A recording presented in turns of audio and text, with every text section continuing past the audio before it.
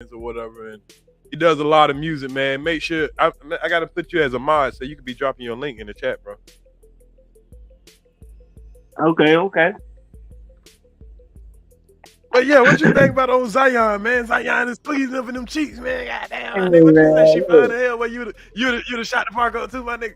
look, bro, you gotta understand. I don't care what nobody said on this chat, male wise, bro. But let us get some money like that, dog. I ain't gonna say go off and try to get this chick pregnant or try to make her no halfway cause she a porn star, bro. I ain't finna do no shit like that. But dog, it's chicks. Hey, after 2 years though, you going up in that raw though. After 2 years now, you gonna slip one of them. We all gonna slip, bro. I ain't gonna say. Run it up. No, hold on, my bad. He ain't been fucking the amateur porn star for 2 years. He just started fucking the other girl, I think. He been messing with this girl for 2 years, but now he fucking the porn star. But like you say, she bad. I don't know though. You right though. If she was an amateur porn star, I wouldn't have hit her raw. Not if I got a $200 million contract. Yeah, that's what I'm saying. Like, but it's some things we'll do with that money, dog. And it's, you know what I mean? Like, it's sky's the limit because we're gonna get it right back. We ain't missing the money part. We ain't gonna be missing. Yeah, ain't missing the money part, but the aggravation of having to deal with this woman down the line, I would have been thinking about that. I ain't gonna lie. I'm like, nigga, I'm the number one draft pick. Man, these women ain't, you know what I'm saying? They don't love me for me. You know what I'm saying? If I wasn't Zion, you know what I'm saying? It ain't like these same bitches be fucking with me. So you got to think about that. Even when we in the dope game, we know that. We were like, man, these bitches ain't fucking with me for me. They fuck with me because they know I got that bag. Cause I know me, if I got 200 mil, but I know I ain't got to spend over 100 of that to go get. Hey, I might try to go hit Jada Fire. Goddamn, Cherokee. I'm trying to hit all bitches with money though. I ain't lying. Oh man, I know I'm trying to go hit a couple of them. Well, like Miss J said, you better do it like Drake. Put that hot sauce in the condom. Shit. All right, let me read some more of these messages. So her message back when he said he wanted to be more, he don't want it to always be transactions. She say, same here, baby. But she running the game on this nigga. We been linking since 2021. How much money you think this nigga done spent since 2021 on this top 5? I feel like we're more than that now. I just wanted to retire from OnlyFans this year. She done retired off this nigga. Oh shit! Let's see what else she got. Boy, this girl done put. Oh, they got the cheeks. Oh lord. Come on, man. Who ain't finna? We gotta pass by that fast. I don't know if you two go. I'm gonna get in trouble for that, but it ain't new. It ain't new. This just cheap. You let these women come in between us. Why are you doing this to your butterfly? Oh man, yeah, you shouldn't have let these women come between them cheeks, bro. Hey, she put the cheeks up there so that nigga could miss them. Like, yeah, nigga. Oh, you forced me to get knotless braids and wear waist beads every time I came to New Orleans because you said you wanted me to embrace my African roots. And you said it made me more beautiful to you. I did everything you asked me to do, and you did this to me? Wow. Well, she's so hurt. Well, yeah, she fell in love, man. You wanted me to tag your name on me and quit OnlyFans and social media, and you had a baby on me? We supposed to be in love. She said, you literally had a baby on me. How could you? So this message say, miss you too. I'm keeping my ass nice and juicy for you in the gym. I see. And then she sent a picture. I don't know what that must be as a video. You're a nasty dog, Zion Williamson. How many more women? Because there's another woman that came out and she showed the nigga sleeping in her bed. She was like, nigga, you done got a bitch pregnant and you sleeping in my bed. Y'all know about the other woman that came out, the third woman? Nah, I ain't seen the third one. Yeah, there's another woman came out. So what else she say? Delete all those sex that you have of me and you off of your phone now, Zion Wilson. See y'all tomorrow, New Orleans. So off this. You're nothing but a sex addictive, dirty freak.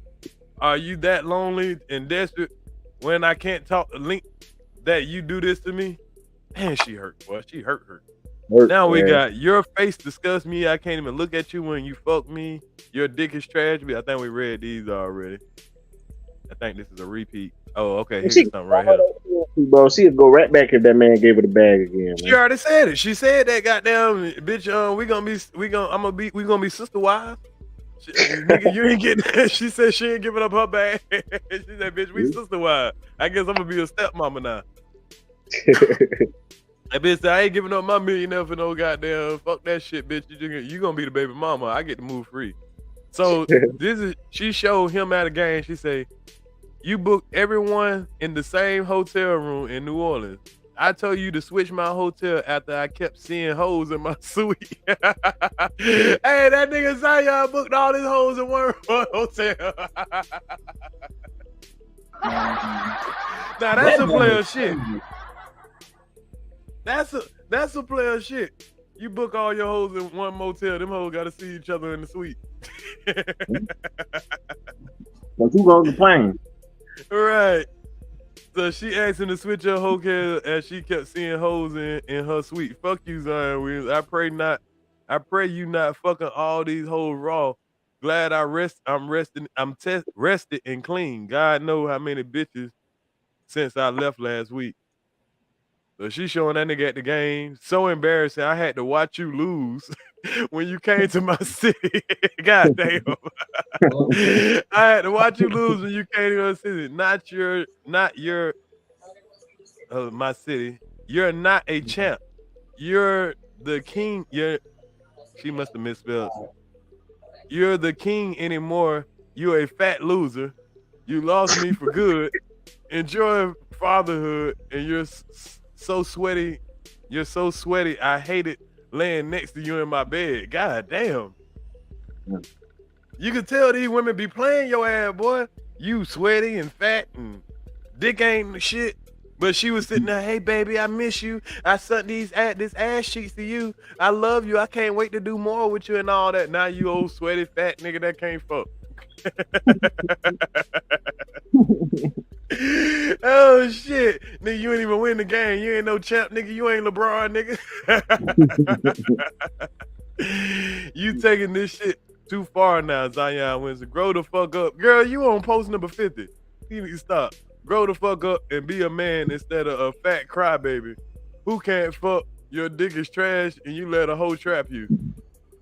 Damn, boy, she's still going, and we still got more to go, y'all. We got a lot to go.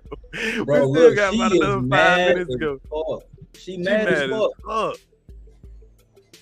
Okay, it say you are fatter than the clause in your contract. Damn. She said, "Oh shit, hold up." She said you're fatter than the clause in your contract. The last time I saw you, I hope they weighed you, fat fuck. I'm done trying to help you. You ruined my summer with this news. She said you ruined my summer with this news, like big time. How? Bitch, you still got paid. I don't know. She still got her check. I'm saying, and she could still be getting paid if she kept her mouth closed. And she would just shut the fuck up, went over there and just fucked the nigga, got her baby, and you know what I'm saying, call it a day. You could talk all this shit from the bank, girl. You could have trapped the nigga too. Your bathroom was filled with soda bottles. God damn. She said your bathroom was filled with soda bottles and cans. No wonder your fat ass, you fat as fuck and not in shape. Fuck you, Zion Williams. I'm tired of being nice. You hurt me and humiliated me. She said this nigga bathroom was still filled with soda cans. Oh my god, man! She spilled his ass. Man, she fucking herself up with this one. Hey, ain't that crazy though? She was eyeing that nigga. Hold on, somebody just said something. I just noticed it. Mick just said something about her eyeing that nigga contract. Hold on, she eyeing that nigga clause like that. How you know what this nigga clause was, man? She was eyeing that contract, boy, when he signed that 200. Hey, the homie Mick say, her eye on Zion's contract clause as well. Goddamn. Yeah, that eye was on that clause. Talking about you fatter than your clause. Man. So And okay, after the bathroom full with sodas and all, the next thing she say, and you couldn't fuck me standing up because of your leg. I really was there for you. Goddamn. So when his leg was fucked up, he couldn't fuck her standing up. So she had to fuck him. You never touch this pussy again. No, you never touch this pussy again. She might have meant you'll never touch this pussy again. And trust, I know you love it. I fucking know you've been seeing me since 2001. Not 2001. 2021 is 2023. And you beg to see me all the time like everyone else does. But that thing fire, y'all. She got that guap, boy. You ate my pussy on the first night. You love my pussy. I know. I know you have. Boy, she putting this nigga on blast. You ate the pussy the first night, my nigga, a porn star? The first one? The first night? Boy, he ate the porn star out the first night. He knows she got multiple niggas. He ate out the first night. He getting my tweets deleted. That nigga done started getting them shit deleted. That nigga using his power now. Just like how you got my Snapchat deleted. I'm tired of this. I can't do anything like I wish I would have never accepted money from you. This is not right. How you treat me, I can't. So, girl, you done accepted a whole bunch of money from this man and you crying about your tweets getting deleted. Right. Girl, you probably living up in a whole mansion right now and living good off of this man buying pussy from you for the last 2 years, and now your OnlyFans probably going crazy. Crazy. Goddamn, man. Like, she probably got, what's his name? Goddamn, Gilbert Arenas in her DM right now. She probably like, shit. Hey, Gilbert Arenas did a reaction to this shit. He talking about, nigga, I wish they had the OnlyFans when I was around. Shit, I'm in the club spending $50,000 on pussy. I ain't getting shit. At least he had pussy right now. Bro, this nigga Gil, wow, man. But hey, that nigga Gil said he spent $50,000 in the club, right? He used his credit card, but then when he left the club, he reported the credit card stole. He got the $50,000 back. I said, nigga, you ain't shit. Hey, and the nigga Kwame was mad at it, talking about, nigga, you scam, nigga, you meant no camera, you scam, and he got away with it. How you mad? Yeah, you shit. Mad because the man got away with 50,000. Hey, I can't lie, that was smart. That man got his money, then they got free hoes and everything. Everybody won except for the goddamn credit card people. I mean, like the hoes didn't win either because the bank don't take that money back. You're like, wait, and they ain't real money anyway. All they doing is punching their numbers. Oh yeah. So they don't give a fuck. Ain't they money? Shit crazy. So okay, what we was at? Just like how you got my snap. Okay, so you said you were so proud. I was a boss F girl that makes her own bread, that has her own Lambo and motion. Damn, she had her own Lambo, but that pussy was going for the high. And motion, and that you didn't want me to do the regular porn anymore because of our relationship that has you let some bum motherfucking flex you into your RR truck, Range Rover truck. Okay. Damn, Zion was doing it like that in New Orleans. Shit. Boy, that nigga, boy. Remember when you wanted me to have a threesome with white girls? God damn, she done put the nigga out. Because I ain't think the nigga dated nothing but white girls. I was thinking that nigga was a white girl lover. Remember when you wanted me to have a threesome with white girls to spice up our sex life even more? And when I found them, you said, no, I don't want to share you. Fuck you. Snow bunnies for a threesome, black girls to fuck and suck. I hate you. God damn. I mean, so he want to fuck the snow bunny for threesomes, but he just want to fucking suck the black girls. That's what she's saying. Like, nigga, you wanted the snow bunnies. I wouldn't have found the snow bunny. Then you want to try to cuff me and shit. That shit crazy, man. Like, this dude Zion weird, man, but I'm okay with certain parts of his game, but I don't know, most of this shit. I ain't got no problem with none of his basketball game. I got a problem with this nigga life game. Yeah, like that's what I'm saying. Like, I'm saying, like, some of this shit I can rock with, and some I'm just like, damn, bro, like you had to do it like that, nigga, you rich. Right. He hurt this girl feelings, boy. She said these the braids that he liked her to be in, so she'll go get her hair done just like. But you got paid. Shout in like you paying for this. What this say? What was your hold on? That what was African sex freak fantasy? Hey, so she figured he like white girls and he come around her like, yeah, I like you to sport your African roots. Oh my God. So it says, can you get this hairstyle and some waist beads? That was good motivation. So he asked her to get that style. He paid for it though, shawty. He did. Oh shit! Damn it! I ain't supposed to show that. I'm gonna have to clip that out. Damn it! Damn Twitter. I don't think she was nude. She just got damn showing a love, but I'm gonna have to clip that. You betrayed me, Zion Williams. You was my my daddy. I don't care what you want me to do at this point. Sorry, I'm not into threesomes. Weird shit. Sex congratulations. I'm not a porn star anymore. I retired in 2019. She retired when that nigga started talking to her. I have other things that I do. Thanks.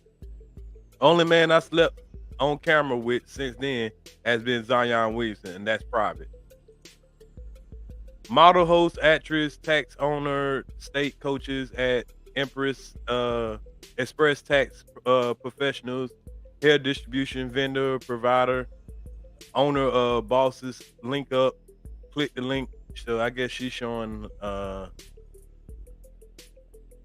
on, let me be careful. Hold on real quick. I don't know if it's gonna be showing some porno on here.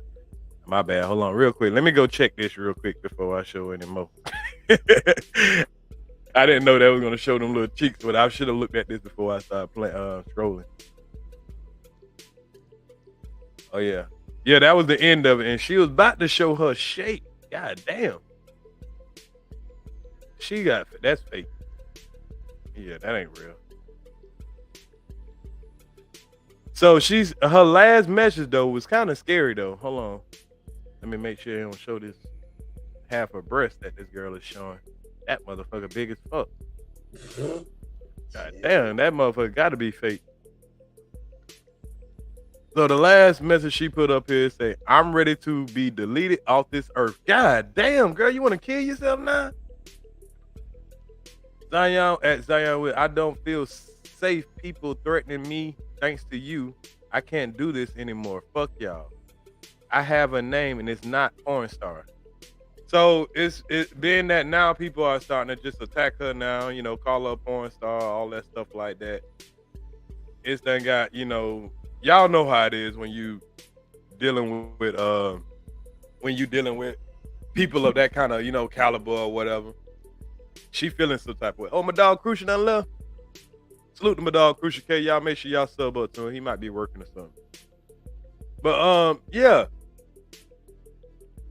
So yeah, boy, she mad, boy. God damn, boy. So y'all, let me we covered that. So we know what it is Zion that went out bad with. And before we get on to our next segment, let me let y'all see the reaction from Plies. This was funny. Plies was cracking up about this shit, just like we is. Hold up. How much do you expect? Hey, y'all can stop sending this shit to my phone, bro. Stop sending this shit to my phone. Cause I ain't believing this shit here. No, I'm not. I'm reading this shit right here. Motherfucker that sent to my phone, the message that floating out there right now, motherfucker say, when you move, how much do you expect? Wait, I'm gonna start over. When you Nah, she ain't really mad that he got multiple girls. She mad that she just came and seen that nigga last week and he didn't tell her that he had another bitch pregnant. And then he go have that gender reveal party. If you go back to the beginning of this playback, you'll see where he had the gender reveal party and he all kissing the bitch, acting like they all in love and all this type shit. You know what I'm saying? So she like, damn, I know you could have told me you had a bitch pregnant and you been fucking me raw. So that's what she mad about. From my observation. stop sending this shit to my phone, bro. Stop sending this shit to my phone. Cause I ain't believing this shit here. No, I'm reading this shit right here. Motherfucker that sent to my phone, the message that floating out there right now, motherfucker say, when you move, how much do you expect? Wait, I'm start over. Oh, so what Plies reading is, it was one of those messages we could barely see. The message right here, it said, when you move, how much do you expect me to pay you a month? But I'm super excited. Because he remember, y'all, we read the message where the nigga said, I want you to move down here. I want this to be, you know, this don't have to be all transactional. I would like it where we can, you know, be together and this ain't all transactional. And she was saying, well, you know, yeah, we been together. I just want to retire from OnlyFans and shit. So now he asking us, so, you know, when I move you in, how much I do, you know, I didn't want to pay a monthly payment. I'm tired of paying per night. You could give me a monthly deal. This nigga asking how much the monthly payment plan is. Labor hours. He tired of paying per night. So like a hotel, you know how for a hotel you gonna pay about $89, $99 per night, but if you get it for the month, you might get that joker for about, you know, $600. He want the monthly deal. So he paying probably goddamn 10 bands a wop. So he like, shit, so if I stay there a month, you know, if I just give you like 25 a month, you think that'd be good? That'd be straight. How much for the monthly pussy? I just come over there, you know, we get the house, I move you out here. I can pull up whenever.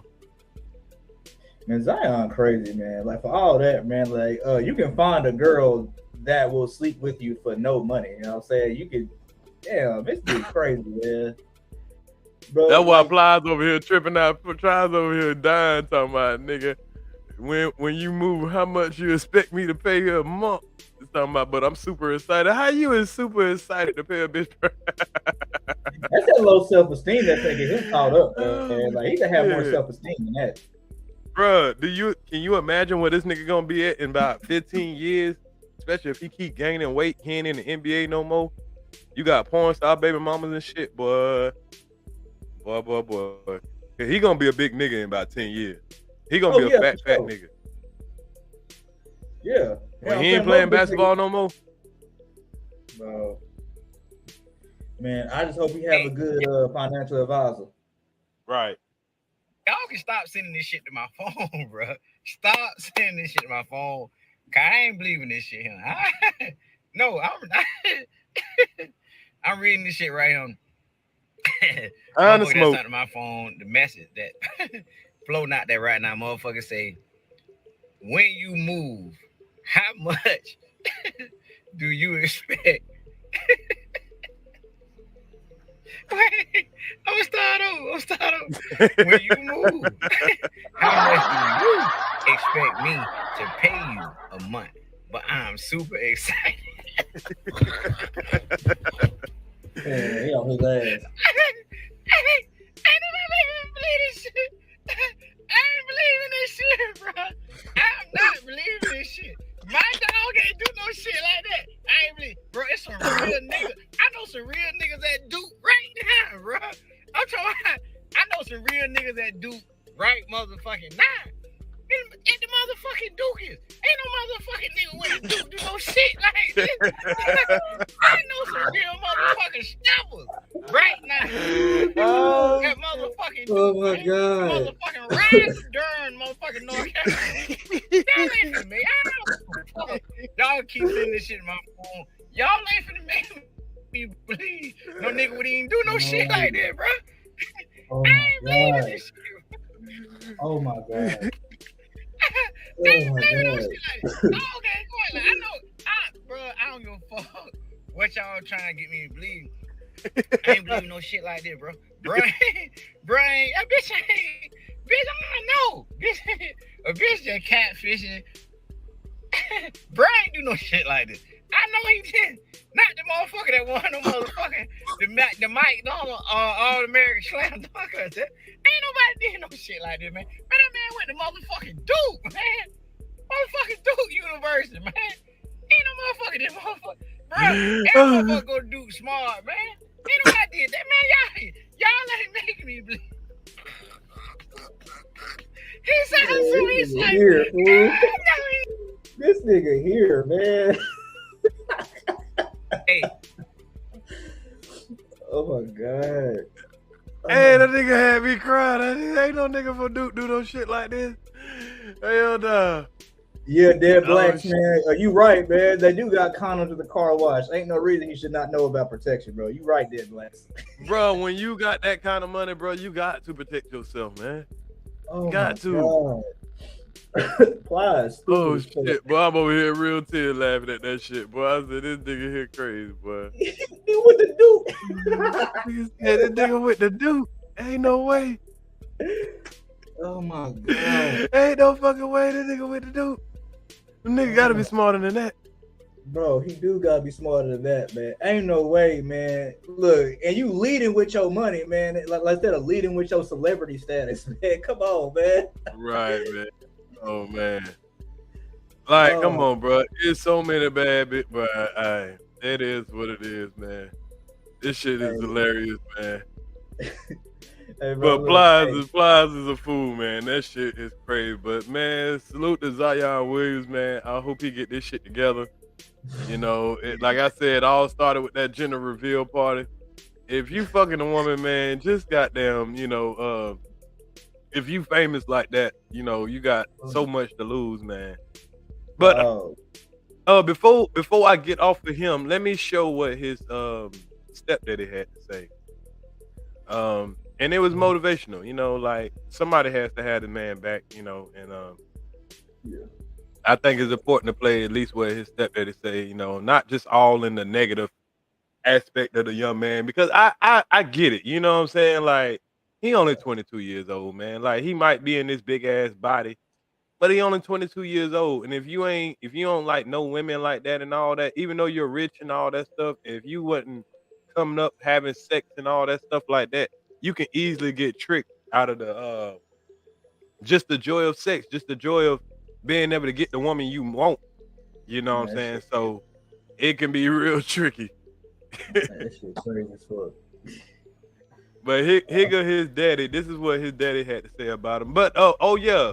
Also, man, you know, just to shed some good light on the man, he just did this deal where he just contributed like $250,000 to some kids or whatever to you know, help them with a program that they're doing. They're gonna discuss it right here, but salute to him for doing what he's doing. I don't know if it's just PR or what, but hell, whether you do it or not for PR, he did a good thing. So that man ain't did nothing immoral. He just did something a little stupid for a young man. That's it, you know. Yeah, man. This man here, he with the Duke. And I want to say this, and I want to be this is daddy, y'all. Politically correct when I say it. That's my son, and I love him. You know, when I was a child, I walked like a child, talked like a child, did childish things. But when I became a man, when I understood, then God blessed me. So all I'm gonna say this morning, believe half of what you see and nothing you hear. I told y'all this That's all I'm yesterday. gonna say. Right. I stand by my son 100%. I wasn't always where I am today.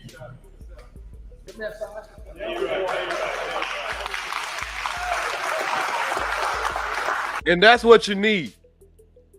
This is what you need. Whether this man be successful at playing basketball for the rest of his life, you know what I'm saying? He's made a lot of money already. He's made more money than the average person already. Whether he doesn't play another day of basketball, he has enough money to, if he makes the right investments, to, you know, still be good. Still have a comfortable life, still be able to take care of his children. Like, this woman, just because we're saying she a low budget porn star, she could be a good woman. She just probably was just, you know, doing her thing, trying to get herself right or whatever. She could have gave up the fucking and all. Now you could be, if you're insecure, you gonna worry about the other dicks that being in her. Yeah, The right. only Can't turn difference is you seen the dick that went in her. You ain't, you know, women. You can marry a chick and she done fucked 1,000 niggas. You would never know. You know what I'm saying? So Oh, yeah. just because you know, I guess now it makes you feel some type of way. Man, shit, time 3. Shit, if bitch tell me 3, shit, like out there, man. Bitch tell me like she fucked 9 niggas. I'm saying like time 3. Okay, all right, that's cool. Right. Like, so the best thing as a man, never ask how many men women slept with. No. So whatever she tell you is gonna be too many. You damn in your head, you want to think your woman a virgin. Yeah, exactly. But you know she ain't. But you ought to know when she tell you, you know what I'm saying? You don't really want to know. And if she told you how many niggas she fucked that she won't even admit to her damn self, she ain't gonna admit to you how many niggas she actually fucked. There's niggas that she won't even count to herself. Right. Let alone tell you. You know what I'm saying? Like the niggas that she fucked for money. You know what I'm saying? She like, nah. She gonna leave them niggas out. That was or a business. nigga or a nigga that she fucked while she was blacked out drunk or some shit that she regretted. Oh, she gonna leave that nigga out.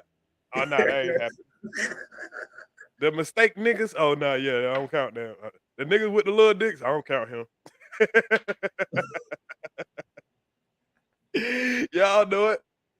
Oh, my God, man. So it ain't no use of worrying about how many people the girl you fucking with fuck. You know what I'm saying? It ain't gonna do you no good. It just matters if she just favorite your shit. Exactly. Long as she that's the only thing you need to worry about is that your shit her favorite. Exactly. Shit. Because you trying to worry about a woman's vagina is useless. Yeah. But salute to this father though, man. You know, like Because the world is trying to demonize this man for making a mistake. You know what I'm saying? Yeah, the girl, a porn star, yeah, you got a lot of lust in you. This is the first time you could ever smash the girl that you want. You know what I'm saying? You let your dick get the best of you. 2 years of fucking this one porn star, yeah, you gonna start fucking her raw. 2 years, then you start fucking with this girl, she all sexy, you gonna take that rub off eventually. Well, so you got to be more careful, but the devil plays like that. You know what I'm saying? But like, I feel like his reputation is not going to be as damaged as John Morant, because this dude was just doing what most people in their early 20s do. You know what I'm saying? Like they fucking around for a little bit. You know what I'm saying? But like at least he ain't holding no gun on Instagram, listening to NBA YoungBoy no shit. Like he just fucking with different women and being dishonest. But well, it's kind of two different problems. It's two different examples of the problem that young men have, when they come across a lot of money. Yeah. You want to still be around the goons or the niggas from the hood or whatever, because you still got to move around, and people ain't trying to pay real security, so they pay niggas that they cool with. At the same time, they know that they'll get active. So I think that's what John Morant got caught up in, and then he's on another shit where, he's trying to just stick with the women, but he don't realize how active these women is when it's coming to, securing their bag. Yeah. So if you ain't game to one or the other, because I'm pretty sure John Morant probably did some of the same shit Zion doing. He probably, or he probably about as simp as him, but the women that he messed with might be ain't as stupid as this woman is. They probably just know how to shut the fuck up. Yeah.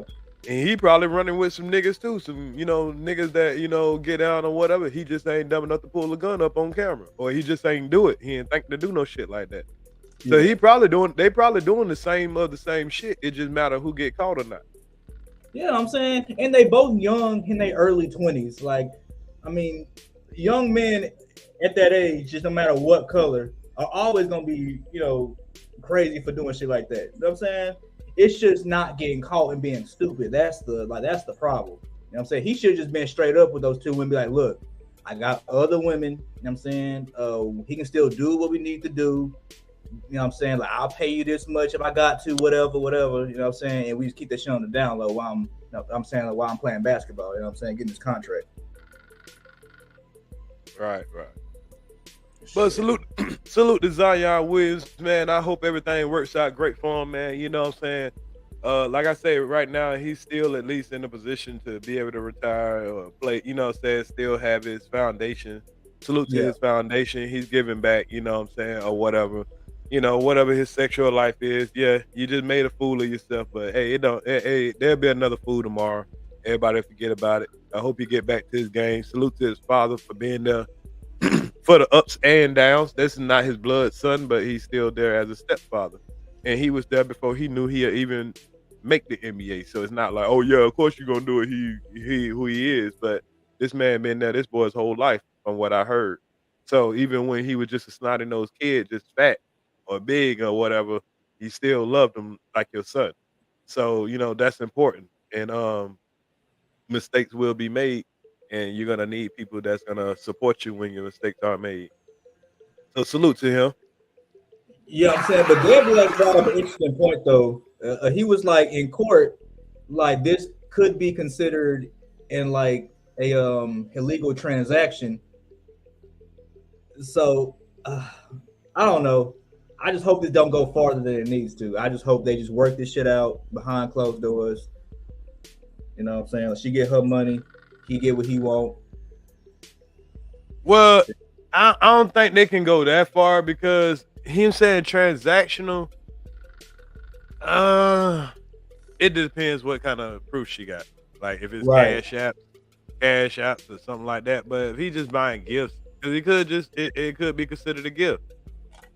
So you can never just prove, because both of them would have to. She would have to admit that she's being a prostitute, and he would have to admit that he was purchasing. Yeah. And she ain't gonna do that. You know what I'm saying? So That'll mess up the bag. right. Well, yeah, because it's gonna cause both of them trouble. So it's I don't know, man. That's the tricky one there. Yeah. Can I get an amen in the? But I hope that man. He gonna have to get back focused, boy. Yeah. And he gonna have people like Stephen A. Smith, and Stephen A. Smith already went in on it. You know, the motherfuckers on Undisputed, all these people that's doing these shows, they always. Oh yeah, they finna go in on his ass. Oh yeah, they finna go in. Well, anyway, we about to get to the next subject. You want to stay up for the next one? Oh yeah. We about to, okay, bet. You know, you're more than welcome to stay up and goddamn react with it. We going on to the Young Dolph trial. Well, not the trial, but just breaking news in that. And y'all know when the Young Dolph trial come up, every trial that come up, y'all know we're gonna listen to it and do a reaction to it, break it down to the best of our abilities, and you know, talk about it. Y'all know I'm a hip hop fan just as much as a sports fan, just as much as whatever. You know what I'm saying? I'm into everything. Politics. You know, when the political race gonna come around, I'm gonna be breaking that shit down. You know, for the people that don't, you know, they don't understand the politics to a certain extent. Hey, I like to break down politics. I know I got to be careful because of what they did to me last time when I went to speaking up about Bernie. So I got to be careful not to support nobody. I just got to cover it. So anyway, let's get into what we got, the development on the Young Dolph case. Now, I'll help y'all understand what's going on because I know everybody don't understand law terminologies and this hood talk and all that shit. So I'm here to be your hood translator. Is to the street. So what we got here is, y'all know, we all know Young Dolph, rapper, great rapper. We all loved him. Some of us, you know, most of us or whatever. I did. I loved that Young Dolph sound. He had to be the most lyrical rapper, but this man, when you listen to him, you feel some type of way. You know what I'm saying? With what he's saying. You know, you feel some type of motivation, some type of, when I be working, I be like, getting that check now. And I don't be knowing the words. It's just the way the nigga be swagging with it. I'm like, Boy. I was listening to Young Dolph back in like 2015, 2016, like royalty. Royalty. My brother put me on him a long time ago. And it was on the very first shit he did. What was that shit? God damn, I gotta preach. The preach. If a nigga sitting around, he'll leave. Preach. Yeah, that shit there, preach. That was my brother put me on that. My brother like, man, I love this shit. And I was like, at the time, I was like, I don't know. But I heard a couple of more songs. Every time I heard him, that shit started bouncing me. I was like, okay. He grew on me. He grew on me. And he made you want to get some money.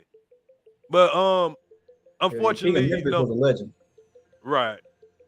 So unfortunately, man, you know, some haters took his life, and you got one dude that this guy here that we're about to speak on, he's not the actual shooter, but he's the brother of the shooter, and he gave up all the information of who paid for the hit. And he gave up the information that his brother of how he helped his brother get out of town, and his brother was on federal probation. And he tells about how he was holding the phone up to his brother's phone and having his brother talk to his federal probation so he'll think that he was still in the state. So all of this came. So the brother of the killer, he decided to snitch on the game, pretty much. So we gonna see snitching in real life, how snitching is done in real life. On the state level. Now, if this was federal, all this could have been hid and slid up under the rug and, you know, all that type of shit. 5K1 and all that shit. Right. 5K1s and, you know, sealed documents and all that shit there. But when it's under the state, oh no, bitch, you got to come in front of that judge and you got to goddamn tell right here. You got to be heard telling. You don't get that, like, on that Young Thug shit, everybody, you going to have to get your bitch ass up here and tell. You ain't gonna get to hide behind the federal shit and sealing documents. So let's see what's going on, y'all. Y'all make sure y'all hit the like button. Right now, we just learned of new trouble for one of the suspects in young Dolph's murder. The Shelby County Sheriff's Office confirming to us that Johnston Johnson is under investigation after he was allegedly caught with drugs and a phone inside the Shelby County Jail. It's not clear when that discovery was made. Johnson has been held at 201 Poplar since January of 2022. Johnson, who has a stage name, if you will, Straight Drop, lost his phone privileges late last year after he recorded a rap song from inside the jail. He's one of 4 charged in connection with young Dolph's killing back in November of 2021. Right now, I just showed that to give y'all an idea who this guy is that they're saying is the killer of young Dolph, one of the shooters. He was the first guy that got caught, Justin Johnson. So now that he's locked up, y'all remember he dropped a damn diss tape. I mean, he dropped a song. We all like, how the nigga that just got locked up for the murder, the nigga drop a mixtape? They took his goddamn phone privileges for that. You know what I'm saying? So now they took his phone privileges for that. Yeah, it is. So now he got a cell phone in there. He getting caught with all kind of other shit. I heard somebody say, I've heard reports of them saying he done got jumped on in there. You know what I'm saying? Whatever. So also you got to remember this man is on federal probation for something that he did in 2017, which was the shooting that he had going on. So now let's go into real quick. Let's go into what the new development is. I had this stuff pulled up. I don't know what the fuck.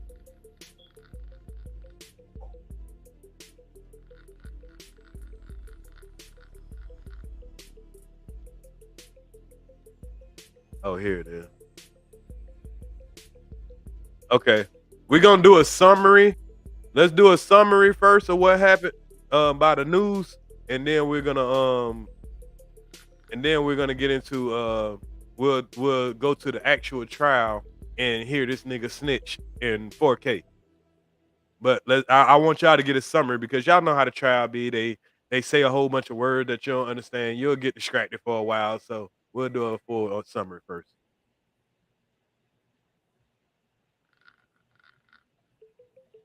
Okay, hold on.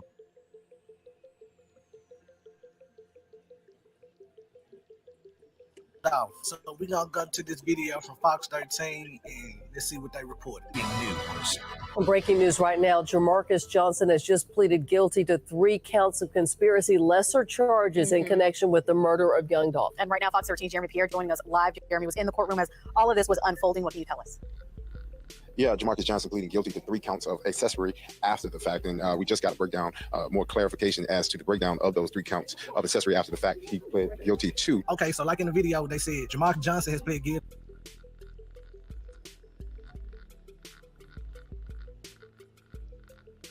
Hold on, y'all. That was the wrong one.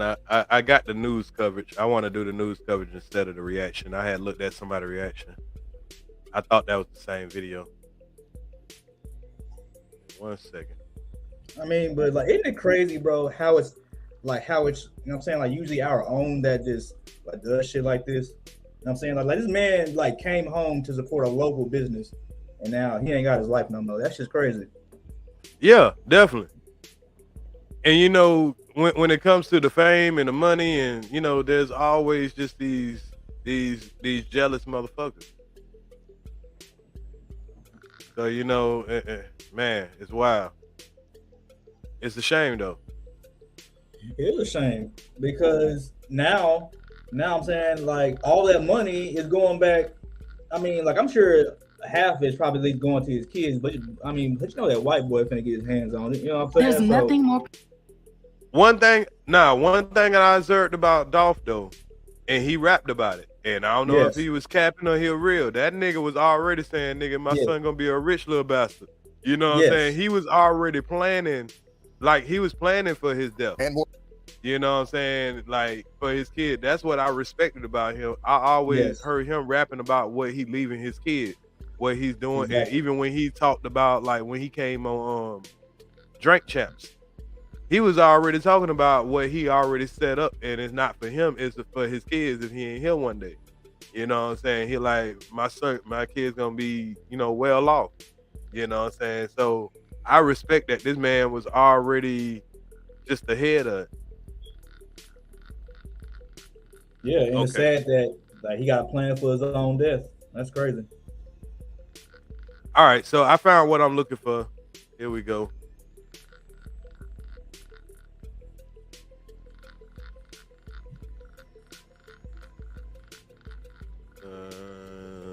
This one, okay.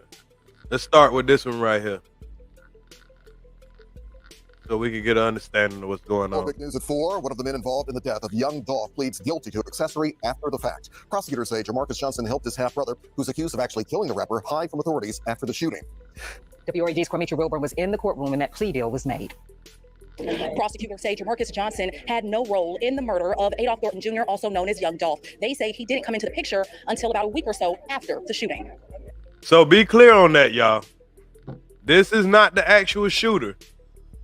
He didn't have no role in actually doing it, but after it was done, he was the one that helped the guy that did it get away because he's his half brother. They had the same mother.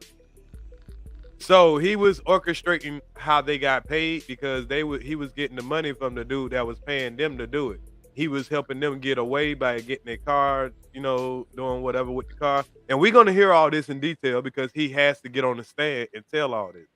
So I'm about to bring that to y'all, but we're just hearing it from the news. And then we'll see how accurate the news is when we listen to it in real time.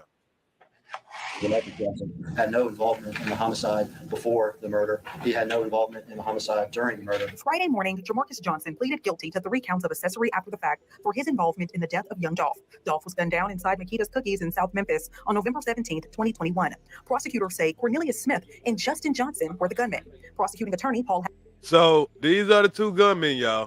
2021. These are the 2 guys that, you know what I'm saying, that infamous photo where you see them run up. Now all of a sudden the nigga need glasses. He got on his reading glasses. The niggas turn Muslim and shit. You gonna see niggas in suits and looking different when they come in. But these the 2 niggas that took the hit. Allegedly it's supposed to be a $40,000 hit. Prosecutors say Cornelius Smith and Justin Johnson were the gunmen. Prosecuting attorney Paul Hagerman says Jamarcus was pulled in after the shooting by Justin, his half-brother. About a week or so afterwards, he took acts and helped his brother evade law enforcement. Hagerman says Justin gave Jamarcus a car and cell phone, the same cell phone that Justin allegedly had with him before and during the murder. His brother Justin would call the telephone, he'd place the telephone up to another telephone, and they would, in essence, trick Justin Johnson's federal probation officer into believing that Justin Johnson still had his cell phone and was still in Memphis, Tennessee. Hagerman says Jamarcus also used the phone to facilitate phone conversations between Justin and Cornelius Smith after the shooting regarding money. And that somebody else was referred to as Unc, is that correct? Yes, sir. Jamarcus's attorney says at the time, his client did not know of his brother's alleged involvement in the death of young Dolph. He says many of the conversations were held in code. There had not been any charges at that point in time. There wasn't a warrant out for his brother. I don't think he believed that his brother would be involved in something like that. He says his client has been cooperative from the beginning. Well, if you felt like that, why you got this nigga up here pleading guilty to an open goddamn sentence? Because that's what he's doing, y'all.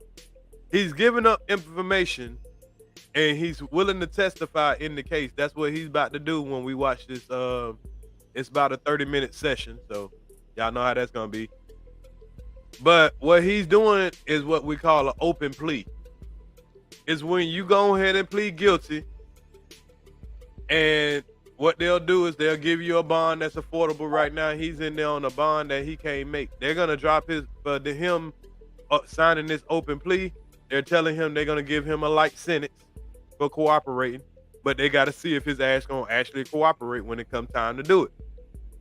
And if he's gonna testify what he's saying he's gonna testify with, and if he does, they're gonna come back and give him his sentencing after they get their deal, after the trial of the two killers. So right now he's sitting there like a sitting duck. If he decide to change his mind or get killed, which could possibly happen, them two niggas can walk. He is going to be the key to all this shit. But he's already given this sworn statement, so even if he get killed, they probably could use this sworn statement, but it will complicate shit a little bit. Prosecutors say Jamarcus handed over the cell phone and identified a picture of his brother wearing the same clothes as one of the shooters. Prosecutors say I don't think he believed that his brother would be involved in something like that. He says his client has been cooperative from the beginning. Prosecutors say Jamarcus handed over the cell phone and identified a picture of his brother wearing the same clothes as one of the shooters. So he told on his brother out the gate. He told on his brother out the gate. And he's still about to get time. He said, yeah, he identified that's his brother. That's crazy. I know that shooter with a gun ain't listening to no NBA young boy. Probably got on some Project Pat. And shit. Money bag. Nah, there's so many rappers in goddamn Memphis, bro. It's some underground niggas that niggas probably rather listen to. Yeah. I done heard some niggas in Memphis. I don't know who the fuck they is, but them niggas be sliding. Yeah, they do. It's definitely a distinct flow coming from Memphis, man. It's just something about Memphis. And that Memphis juke, boy, man, please. That shit, that's serious. I need to start putting some of that shit in my live. I love that shit. Hell yeah. Beginning. Prosecutors say Jamarcus handed over the cell phone and identified a picture of his brother wearing the same clothes as one of the shooters. He also agreed to testify against his brother if called. Ackerman says Dolph's family is confident justice will be served. They're encouraged by the progress in litigation, and ultimately, one day they want to see a trial of this thing, and they know this is a step toward that. Jamarcus faces 6 to 12 years in prison. Reporting from 20. 6 to 12 years is what he can get. Yeah, he'll receive less for testifying. So what he say is gonna get him between the least time he's gonna get is 6 years though. That's the least he's gonna get. The most he can get is 12, depending on his testimony. But if he wouldn't testify and he's tied into this, they can make him accessory to the murder and he could be doing 25 to life for conspiracy to murder and accessory to murder. So he's taking the lesser charges and, choosing daylight. But if he wouldn't have told them strictly that, he probably ain't had no choice to say, yeah, that's what he was wearing. I don't know why he said I identified that's something he had on. I would have said, I don't remember that shit. Yeah, I don't know about that. But I guess this nigga told them folks, they caught him. He's under the Fed watch. The dude that did it, Justin Johnson, you already under Fed watch.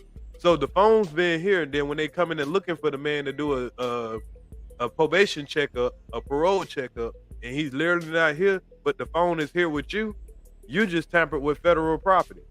So they just found out you lied for a federal inmate and you was housing a federal inmate. So the reason he's taking this softball deal with the state for 6 to 12 years, because the Fed could say, nigga, we can smack the fuck out of you too now. Don't play with us. And you always got to do your Fed time and then do your state time. So the Fed could have gave his ass 6 years, and then you could have came home to Fed, and the state would have been waiting right there at the gate for your ass. I seen this happen with my own 2 eyes. For you to do this trial right here and do your other 6 to 12 years.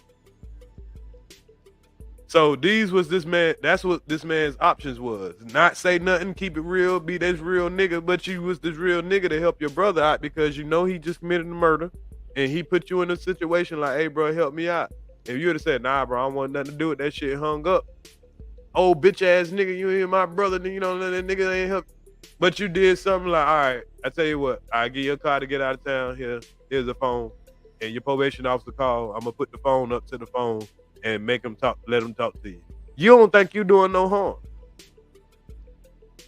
You just think you helping your family member, helping your brother. You ain't killed a man. Like they say that he ain't even get involved till a week after the man got killed. But for that role of him holding the phone, one phone to the other phone and letting his brother act like he's still in the city to talk to his parole officer, after him giving his brother a car to go out of town to get away from where he possibly did, a week later after it's done, he might have not even known, he might have known. I'll give him the benefit of the doubt. We'll find out in a minute. Giving him a phone, whatever he did to help him out. All that got this man facing 6 to 12 years. And that's the light end part of it. And that's with him having to tell on his brother, his own blood brother, and other people, just to get 6 to 12 years. And have to live in danger because somebody gonna be ready to kill this nigga. They looking for his head. You ain't talking about a place like Country Woods, nigga. You in damn near the murder capital. Niggas gonna kill nigga in a big profile case like this. Yeah. I mean, and it's crazy how people do things and don't understand certain consequences, man. Like you killed a guy who put his city on, and now for the rest of your life, as long as you there, and probably just in the state, you gotta watch your ass because like you killed a real one. But what about this dude though? He didn't kill him. He just looking out for his brother. Yeah. And now you stuck in a situation, like you say, people don't understand the consequences of their actions. You ain't gotta do shit, but you can know somebody could have just did something and you could do the simplest shit to think you being a friend, a brother, or whatever. And now you looking at 6 to 12 years like you did something wrong. Yeah. Yeah. I agree with that. And you gotta tell on these niggas now your life is over because you can't go back to your old life. You can't go back to your old neighborhood. You can't go back to living in Memphis. This man can't go nowhere now. Shh. Boy, living a life like that, boy. And I don't even know what kind of life he was living. I just know the role of what I'm hearing. This could have been anybody. If you ain't got a little street knowledge. Because a lot of people just do what the next, especially if you scared of somebody or his brother is a killer. His brother killers run with killers. So, you know what I'm saying? Like, there's a lot of factors in this shit that I look at. You know what I'm saying? Kwame Wilborn, WREG, News Channel 3. So here's what's next for Johnson. He's due back in court on August 10th. His attorney says his sentencing will more than likely be delayed until the entire case involving all of the defendants comes to a conclusion. As part of his agreement for cooperating, Johnson's bond was reduced to $25,000. Wow. Now you hear that? Y'all hear that? The conditions of him snitching, they gonna give him a chance to go home. They gonna reduce his bond to $25,000. So he gonna get to go home to court, right? These niggas ain't going home. These other two niggas, they ain't going home. Wait, what? Kwame Brown. You need a superhero to treat screen. Here's a video that said Kwame Brown explains the meaning of some. I just thought it was weird, man. Had nothing to do with the show. Nothing to do with the show. Oh. So these are the other two dudes that's in court or whatever. I ain't really gonna. How much time do you need in order to get an attorney hired for you, Smith? You think you'd have 40 in a week, sir? This was a year ago when they first got these dudes for the murder of this. Counsel was violating your rights. You understand it, sir? Mr. Johnson, you have any questions, sir? Beautiful. Now, I just was showing that just to remind y'all, the dude that we're talking about And more big news at 4. One of is the not the dude that you know. But anyway, let's listen to the actual trial shit. It's kind of low, so I'm gonna turn the music down to turn my music off. We told Your Honor in chamber that the court is aware. The state now understands the exact participation of Mr. Johnson in the conspiracy with regard to the murder and cover-up of the murder of Adolph Horton Jr., known as Dolph, in the community. Mr. Johnson had Mr. Johnson, Jamarcus Johnson, had no involvement in the homicide before the murder. He had no involvement in the homicide during the murder. His involvement was after the fact. About a week after the murder of Adolph Horton, his brother, Justin Johnson, who in fact was one of the shooters and one of the killers of Adolph Horton Jr., came to him and gave him certain property, a car, not the car used in the murder, but nevertheless a car that Mr. Justin Johnson had possession of, and a cell phone. Cell phones are of particular importance because it was Justin Johnson's cell phone that he had during the murder and that he had used for some time before. Okay, so what he just said, I know it's kind of low, y'all. I can't do nothing about it. That's as high as it go. This is what happened when they don't step up close to the mic. I checked several sources and it's just as low on everybody's shit. 'Cause this is straight from the news source. I'm gonna let him say that again. What he was pretty much saying is what we heard in the news. The man didn't actually kill the what's name. Only thing he did is his brother came by his house, dropped off the car, dropped off his cell phone, and just had called him and let him know, have him call his probation officer, and he would let him talk to his probation officer. He ain't have shit to do with shit, pretty much. But you see the position he in, and people were like, "You a snitch, nigga." I wasn't in that life, nigga. I ain't know you had this shit going on. To the parties as we prosecute the case, as we talk to more witnesses and talk to, in some cases, more co-defendants and cooperating witnesses. That's been the case in prosecution for Jamarcus Johnson. As we told Your Honor in chamber, I think the court is aware. The state now understands the exact participation of Mr. Johnson in the conspiracy with regard to the murder and cover-up of the murder of Adolph Horton Jr., known as Dolph, in the community. Mr. Johnson had Mr. Johnson, Jamarcus Johnson, had no involvement in the homicide before the murder. He had no involvement in the homicide during the murder. His involvement was after the fact, about a week after the murder of Adolph Horton. So, like he's saying, his involvement with this was after the fact. It's after the fact. This is the brother of the murderer. Johnson, who in fact was one of the shooters and one of the killers of Adolph Horton Jr., came to him and gave him certain property, a car, not the car used in the murder, but nevertheless a car that Mr. Justin. So he didn't give him the car that was used in the murder. He came over there, dropped off after they did the murder. He came over, dropped off a car and the cell phone. Johnson had possession of, and a cell phone. Cell phones of particular importance because it was Justin Johnson's cell phone that he had during the murder. Now it was the cell phone that he had during the murder. So y'all got. I think that's going to be important. That he had used for some time before. This Mr. Johnson agreed to take possession of the car. He agreed to take possession of the cell phone.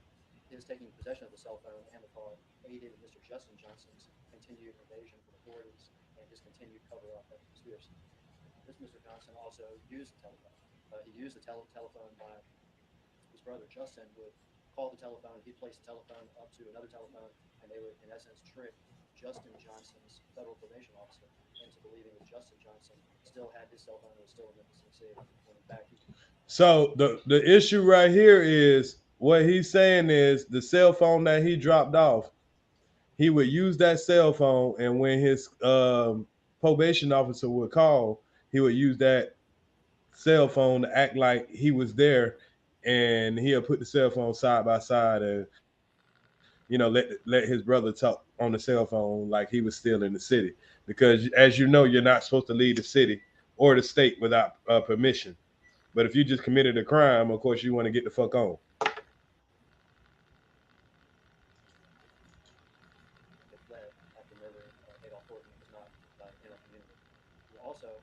Did the same thing where he placed Justin Johnson's cell phone up to another cell phone, and he facilitated a conversation.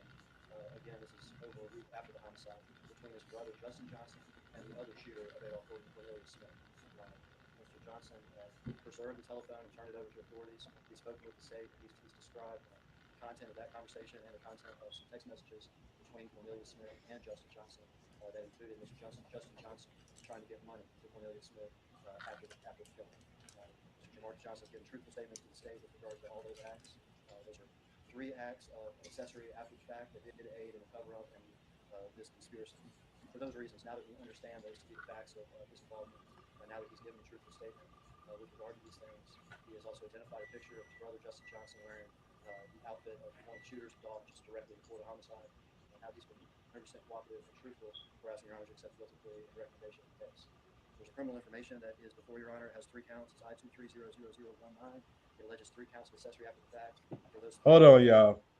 acts that I just described I'm trying to see if I can find another one. and using the cell phone to facilitate those communications. Even though Mr. Johnson is a rank 1 offender, he has no criminal history. He's agreeing by this guilty plea, which is open to the court, that he should be sentenced as a range 2 offender. These are E felonies. Range 2 for an E felony carries 2 to 4 years incarceration. He's pleaded guilty to all 3 counts of information for those 3 E felonies, 2 to 4 years incarceration. He's also agreeing that when Your Honor sentences him, that all 3 of those sentences should be consecutive to each other. So Mr. Okay, y'all, this shit is very, very low. Let me try to see if I can find one more. Okay, I got you, Mom Boss. Yeah, let me try to play it off of this one. Maybe it'll be a little louder. I don't know. That shit is incredibly low. Or think the jury thought they were lying or mistaken. The jury would find you not guilty, and I would dismiss. Mr. Johnson stated the facts at the start of the case. I would ask for counsel to stipulate to the facts. I'll just very, very briefly, basically 2 or 3 yes or no questions asked to the board are Mr. Hold up.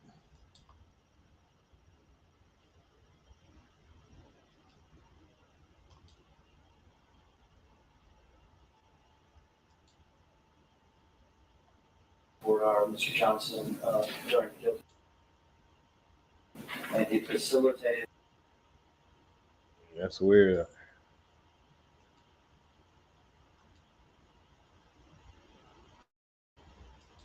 Cool Eagle, you still there? Yeah, I'm still here. I don't know what's going on. Something it wasn't playing. I can't hear the sound. I mean, I heard it. Oh, I mean, I heard y'all able to hear it? Yeah. I mean, like, I heard it. It was a little low, but I heard it. Okay, maybe it's just my side then. I'm thinking that as okay. My bad, y'all. I was thinking y'all couldn't hear it because I could barely hear it. Facilitated the conversation. Okay, here's a better one. Justin Johnson. This cut out the prosecutor from the beginning, I believe. This just goes straight to the judge, him talking to the judge about the conspiracy. I think this is just from a different angle, but I think the microphone is better on this one. This comes from ABC 24 Memphis, so it should be way better. To the parties as we prosecute the case, as we talk to more witnesses and talk to, in some cases, more co-defendants and cooperating witnesses. That's been the case of the prosecution of Jamarcus Johnson. As we told Your Honor in chambers, and the court is aware, the state now understands the exact participation of Mr. Johnson in the conspiracy with regard to the murder and cover-up of the murder of Adolph Gordon Jr., known as Dolph in the community. Mr. Johnson had no business, Mr. Johnson, Jamarcus. Oh, Mix, you said I misunderstood it. It's all good, man. This shit, it don't matter. It was, you know. Email me though. Earz to the Streetz TV at gmail.com.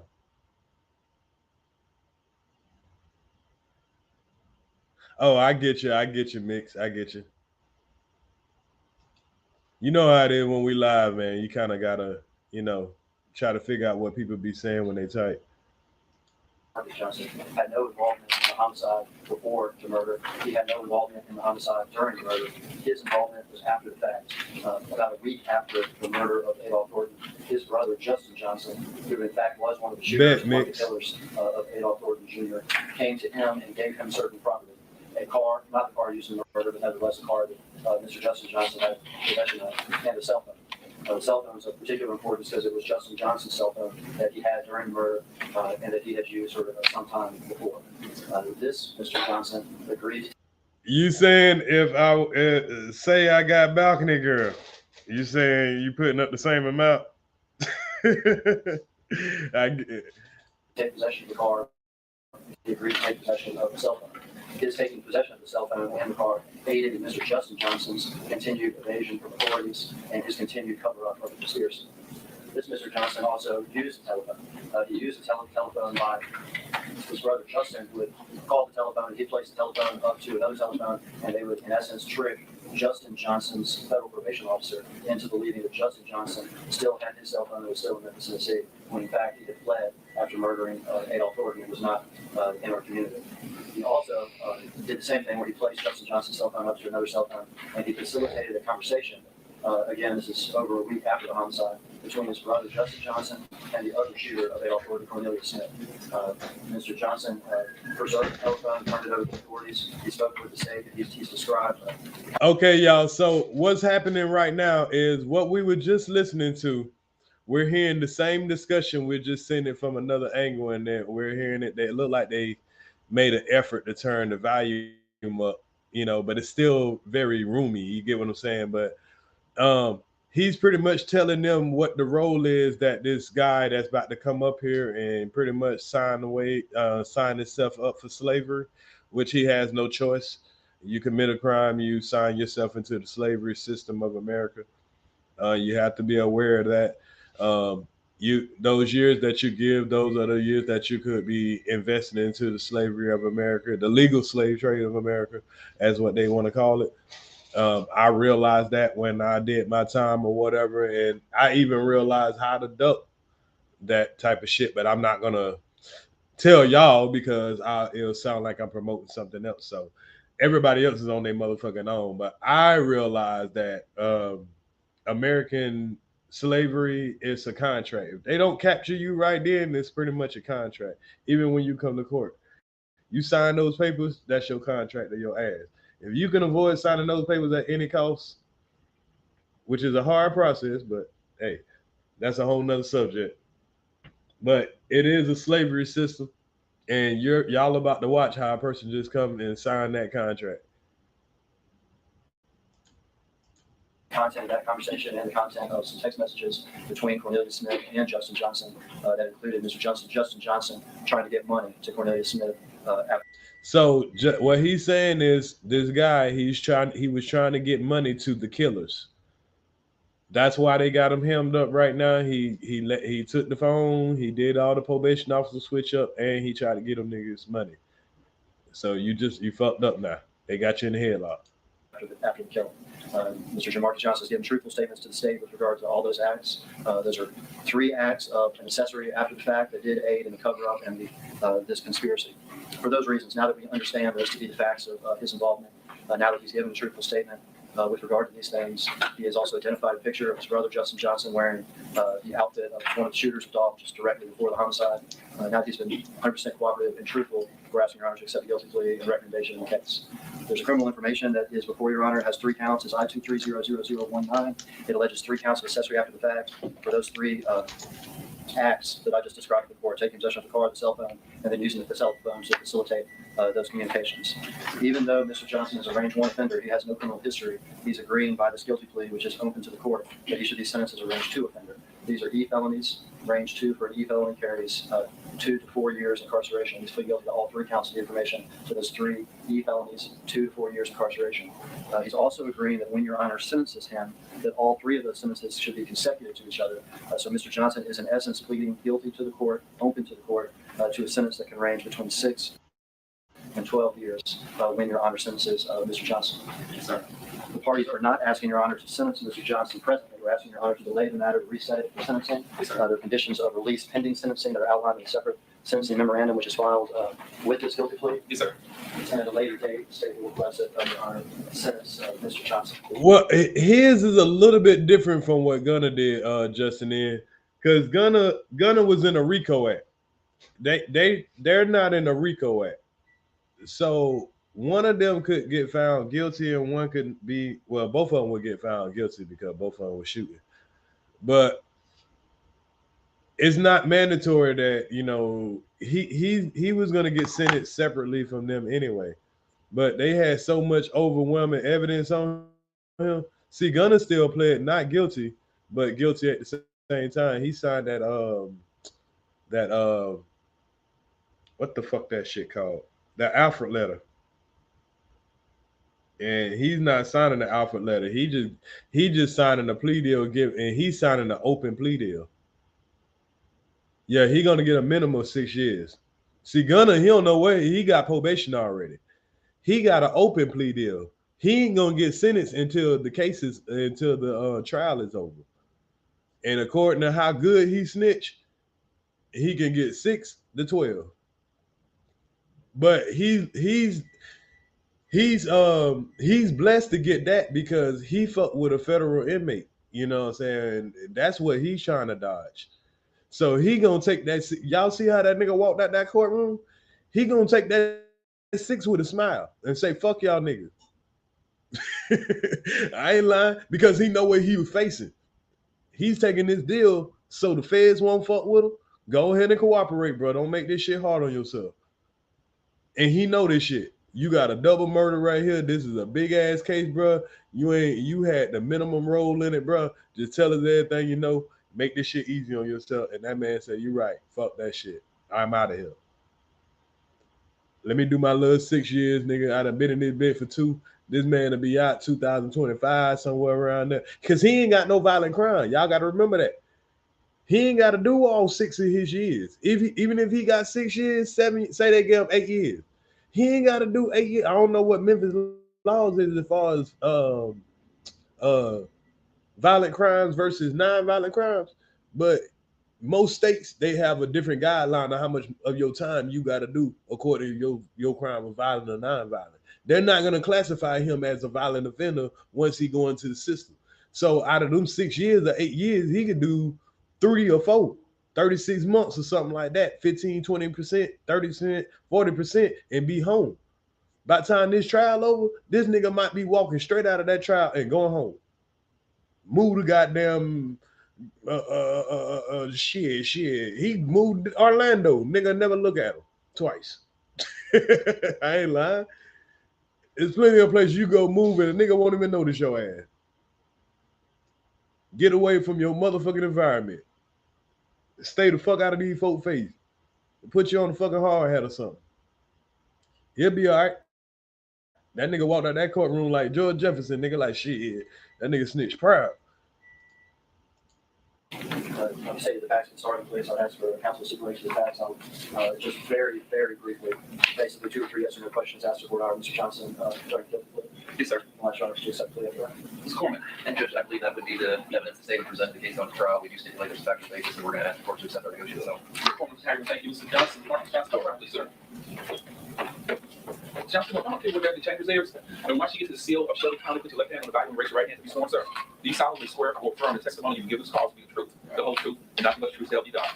Thank you, sir. Lieutenant Johnson, have a seat here on the witness stand, please, sir.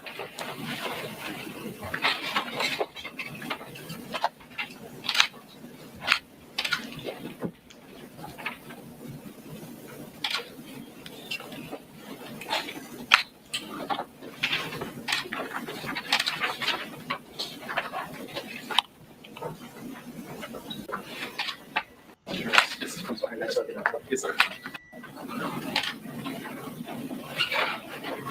Hey, y'all. I'm explaining this shit because I done been this nigga in this chair.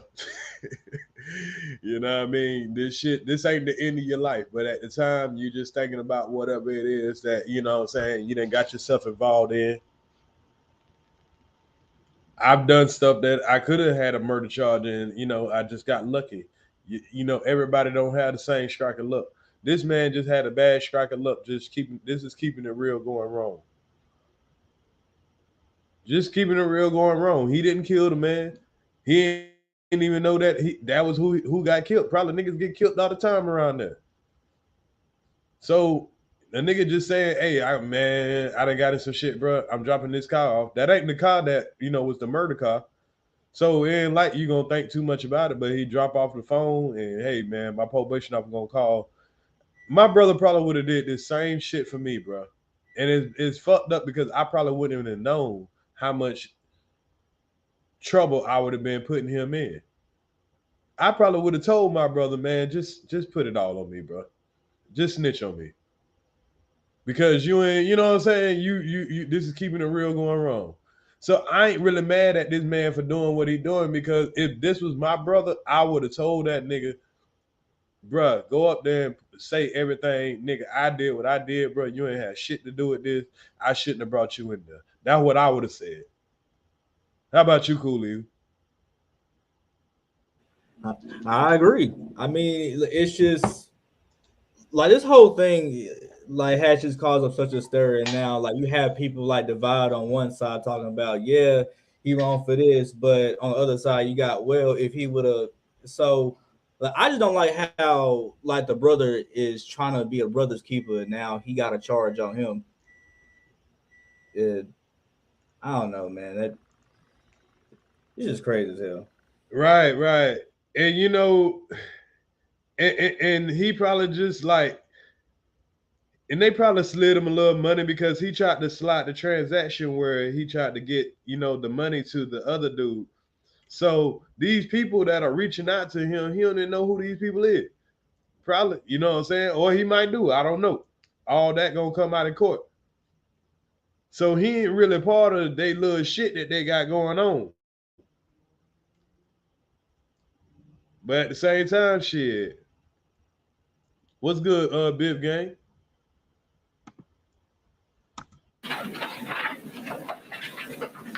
Chambers. Need your signature to my signature on the document, stagger. Thank you, sir. Mr. Mark, louder, the court reporter here has to write down everything you said. Of course, I need to take up a little bit louder. You can take it back now if you want to. Yes, sir. Good morning, Joe. Mr. Johnson, what's the school, sir? How far did you get to school? Did you finish the 12th grade? Did you ever get a GED, sir? No, sir. So these are the basic questions that they ask you. They do it all over. You know, well, I don't know all over. Some states do this, some states don't. They ask you what grade you pass, or you know, what's the highest grade in high school and all that. They use this what they call in a grid sheet. When you come into the prison system, it's almost like a measuring of a slave. You know how back in the day you'll see how the mother, oh yeah, this nigga here, he can read. This nigga passed 7th grade. This nigga here has goddamn big feet, big hands, strong hands. They found out all that when they bring your ass through diagnostic. They diagnose every man that they bring through. They see how healthy your ass is, and then they determine what prison they're gonna send your ass to. They check out all your tattoos, see if you got any gang affiliation, all kind of shit. They do a whole measuring test of you. And they start right here. Hey, what kind of education you got? Let's see if you're a dumb son of a bitch or not. Can you read and write? Okay, Mr. Johnson. Yes, sir. Mr. Johnson asked those questions because the law requires an answer. Okay. A couple of things, Mr. Johnson. You were charged by way of an indictment 2204769 to charge with conspiracy to commit first-degree murder. So that class A. So he was charged, and you notice he said that really harsh because they want to make sure he's clear. He knows you only were charged with conspiracy to commit murder. He ain't did shit to commit that murder. They put a charge on him so strong that he's scared of the results of that charge, which can land him life in prison.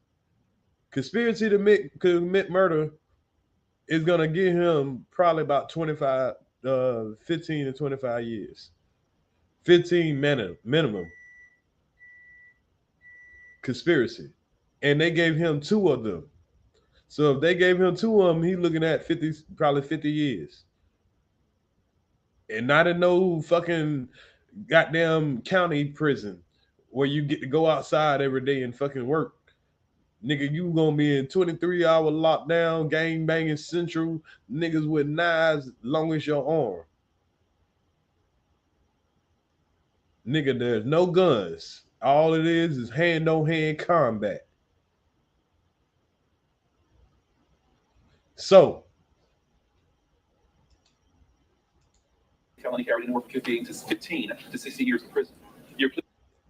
Carries up to 15 to 16 years of prison. Hold on. Conspiracy to commit murder. He about to say that. To commit first-degree murder. So that class A felony carried anywhere from 15 to 60 years in prison. You're pleading.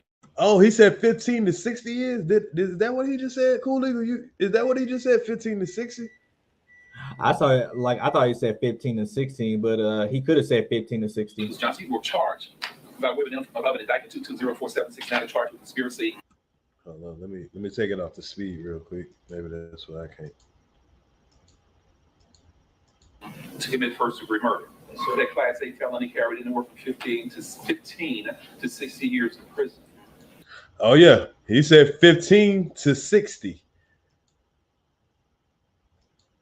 So conspiracy, I think that's what scared this nigga up. Conspiracy to commit murder carries from 15 to 60 years of prison. That nigga heard that 60. I was like, oh shit.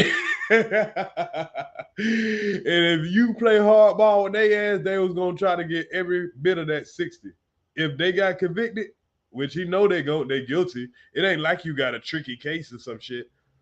You dead ass wrong. They got you to the wrong. You want to play this? Oh, I ain't gonna snitch shit, but you gonna get every day of that 60 because they gonna give you 30 for each person, and they gonna feel like hell. You help them, they got life. You get 30 because see, he'll be eligible for parole still, but he'll be eligible probably after 30 years because he'll have to probably at least do half of both sentences.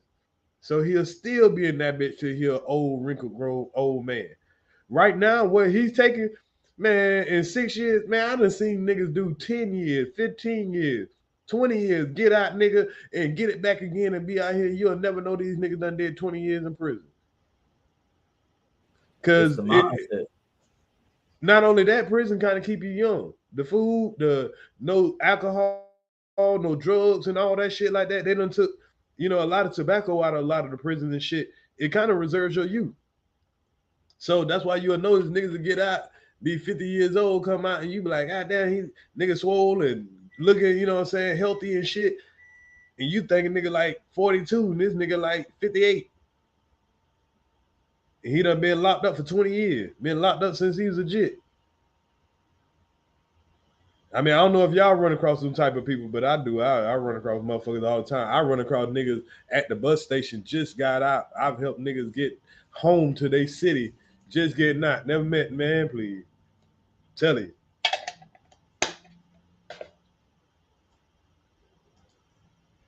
You're pleading guilty on the superseding information.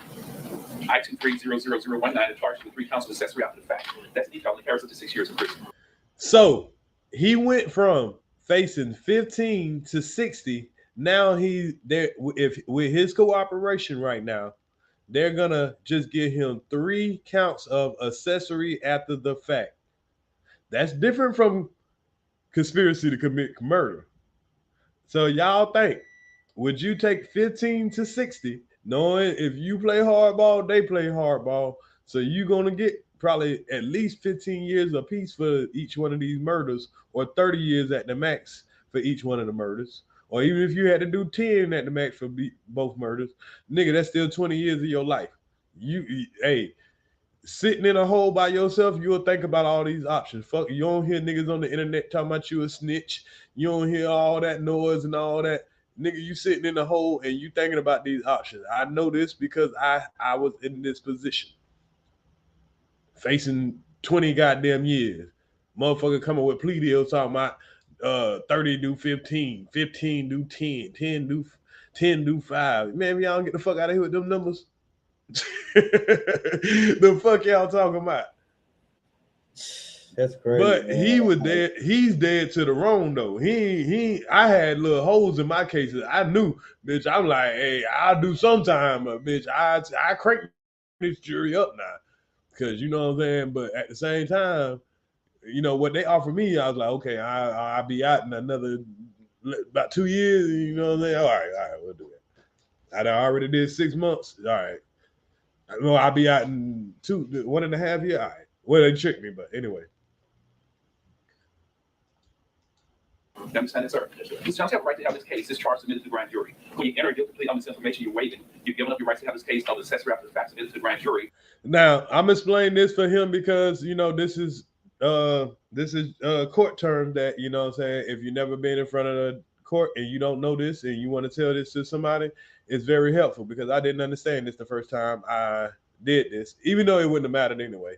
But once you take a plea deal, you are forfeiting your ability to send it to the grand jury. You're forfeiting it where if there was some kind of holes in your case, in your investigation, anything was fucked up that you don't know about, but you find out later, it ain't shit you can do about it. You can't appeal, none of that. When you take a plea deal, there's no backseas to say, oh, damn, man, I could have beat this case. They ain't even had this on me. Nah. Now, if you go to trial and you lose, you have the right to appeal it, and then it can be overturned. Even though that takes years. In a murder case, that shit could take 10, 15 years.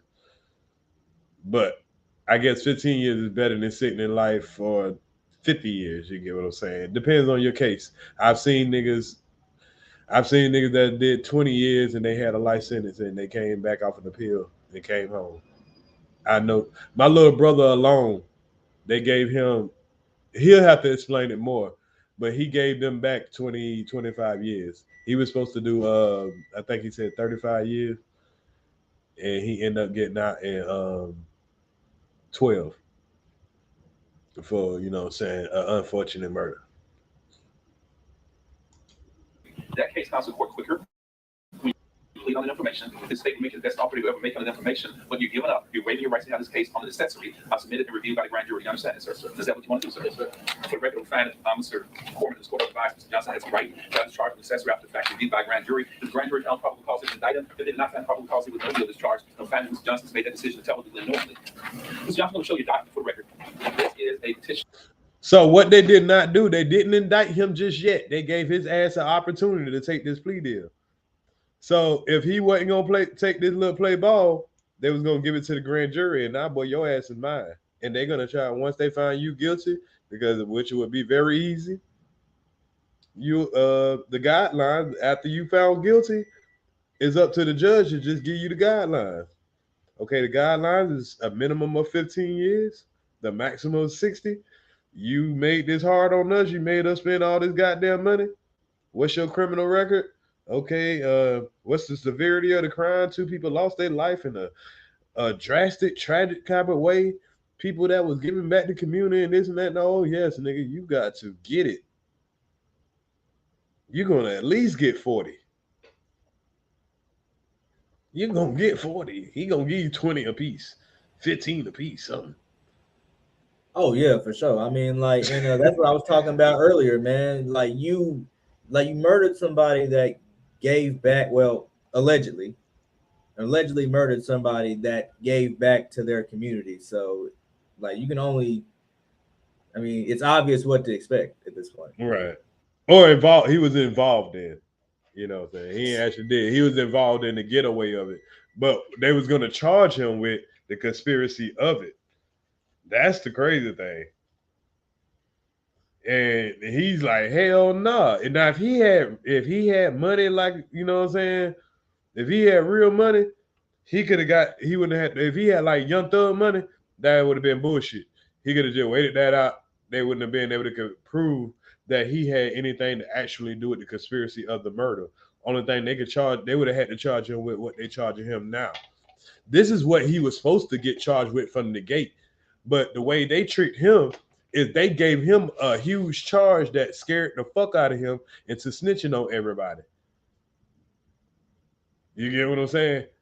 And he wasn't even about to tackle kind of shit. Right. And he ain't got no money. He got public defender money. So he already know they gonna work with the public defender. You get what I'm saying? Oh, I ain't seen nobody comment. I'm on the other tab. So if y'all looking for my attention, I'm on the other what's the name? So if I miss any super chats, anything, I'm on the other tab. But yeah, I lost my thought when I came back over here and looked at the comment. I need to stop looking at the comment. You remember what I just said? Because I was about to say something. Yeah, you was basically about to say that they pretty much like gave him a higher charge, like to make him. Oh yeah. Okay, so they gave him the higher charge, and this is what they do. You know what I'm saying? And they did this to me. They do it to everybody. They give you the stiffest charge and make you fight away push all the motions and all the shit or whatever to get the charges dropped down to something that you actually did. So he actually did the shit on the after, you know what I'm saying, accessory to the after. But they could have gave him that out the gate.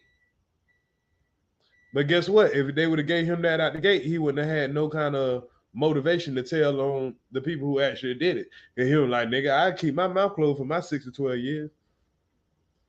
But now that you're facing 15 to 60, if you keep your mouth closed, you're like, nah. I'll open my mouth if you give me exactly what I'm supposed to be getting.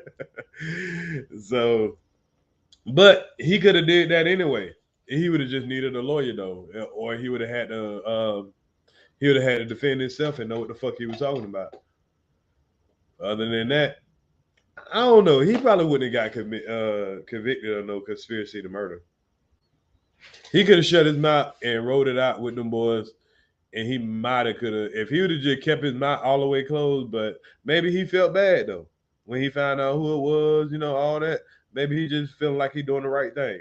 I'm keeping all opinions open.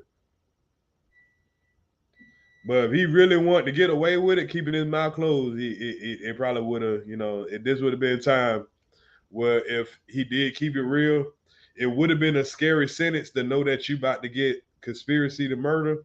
But I don't think it would have stuck when it came down to trial. They would have had to drop it down to what they're dropping it right now. And he ain't have to say shit.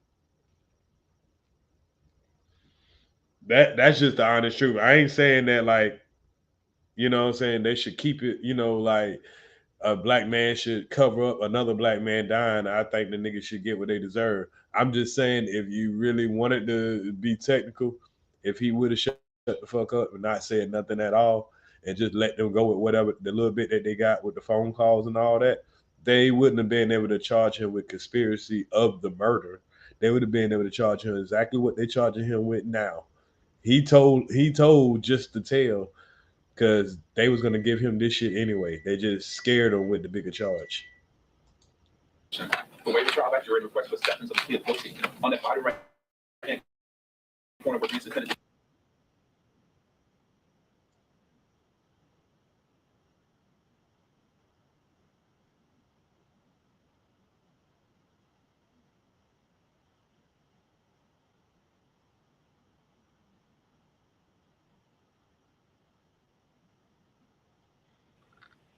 I think the volume cut off.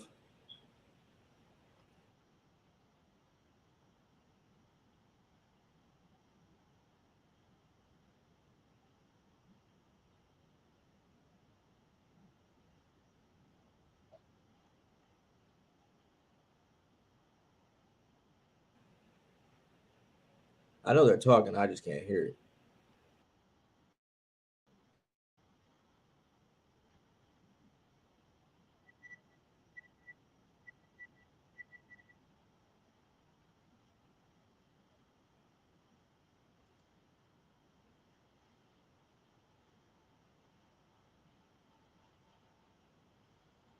Now they try to tell you all this shit, but how you supposed to do all this shit from the goddamn jailhouse? And you have to sit here and listen to all this shit they tell you that you got the right to do, but you better know how to do it. You can do it though. But it's a go along, get along game, so you gotta make sure you got a lawyer. Cause they get to go on a free world brunch. You going to your cell to eat a sack lunch. So, you know, there's a different conversation going on when you ain't done. With somebody that go to lunch every single day. Their son might be dating their daughter, niece, or some shit.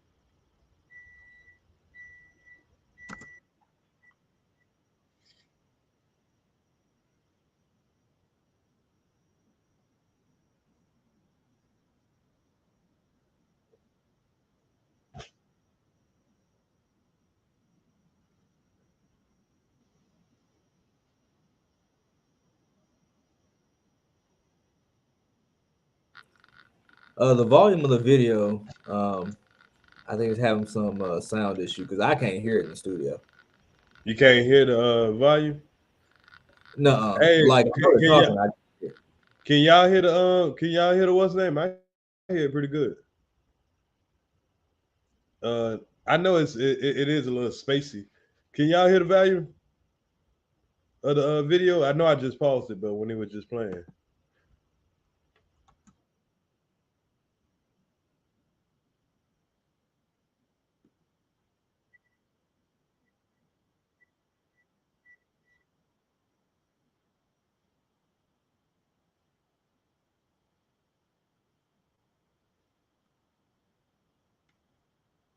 Okay, so nobody hear it. Man, that's crazy. I hear the shit.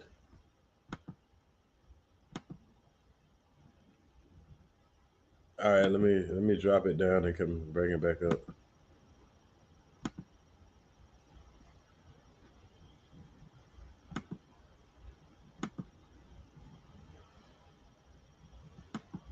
If you could not afford an attorney, I would appoint someone for you free of charge to handle your appeal. Do you understand that, sir? Mr. Marcus Johnson, when you enter this change of plea, when you enter this guilty plea, you wait. How about now? Did y'all just hear that? Cool legal? Yeah.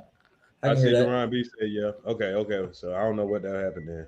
So we back good. Okay. So what he's still explaining, my bad. I don't know what's the last thing y'all heard that he explained. I don't know when the sound went out. What's the last thing you heard? Like you probably go back like maybe 2 minutes. All right. Okay, Mr. Johnson, you also have the right to present proof. You can put on witnesses if you want to. You can present evidence. You don't have to do anything at a trial ever. If you wanted to, and only if you wanted to, you can take that witness stand and you can testify. You can tell the jury what happened. You can tell the jury your side of the story. If you chose to remain silent and not say a single word, I would tell that jury they cannot go in against you for any reason at all. You understand that, sir? Mr. Johnson, has you gone to trial in this case? If you have any witnesses that could help you, your attorney to court would send them a subpoena and have them come to court and testify for you. If your witnesses didn't show up, well, they just flat out refused to come to court. I would have those folks arrested by the sheriff. I would make your witnesses come in. I would make them testify. If it happened, Mr. Johnson, I would put them in jail until your case was tried. You understand that, sir? Had you gone to trial and had a jury found you guilty of anything, you can appeal any conviction the jury gave you. You can appeal any punishment that I gave you. The Court of Criminal Appeals would grant you a new trial or even dismiss your case if that court found that mistakes had been made in your trial. If you could not afford an attorney, I would appoint someone for you free of charge to handle your appeal. You understand that, sir? Yeah, you say that, but that person that you're gonna appoint to him, yeah, you gonna know that motherfucker better than me. And he knows that. That person that you appoint to him, he gonna try to negotiate a deal for this man for, hey, 30 years won't be so bad, buddy. I mean, you'll be 54, 55. You'll still be healthy, man. Prison gonna keep you young. They got good food for you. He gonna be trying to sell you the sales pitch that you ain't gonna be that old. Like, yeah, man, you'll still be young and healthy. Yeah, you only be like 54. Like, hey, 54 is like, 35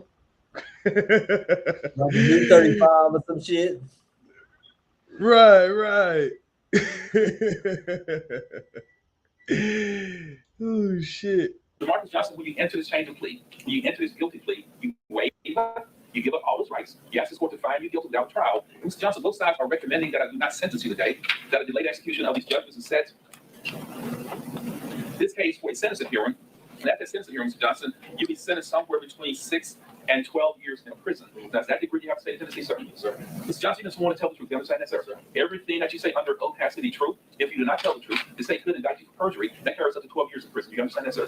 Before I continue with this guilty plea colloquy, Mr. Johnson, Mr. Hagerman has asked. Oh shit! I ain't know perjury carry up to 12 years. I thought you were gonna get like 2 or 3 years for perjury. I'm tripping, y'all. I've been tripping. Boy, them people off of that last trial we just listened, boy, them motherfuckers gonna get some time.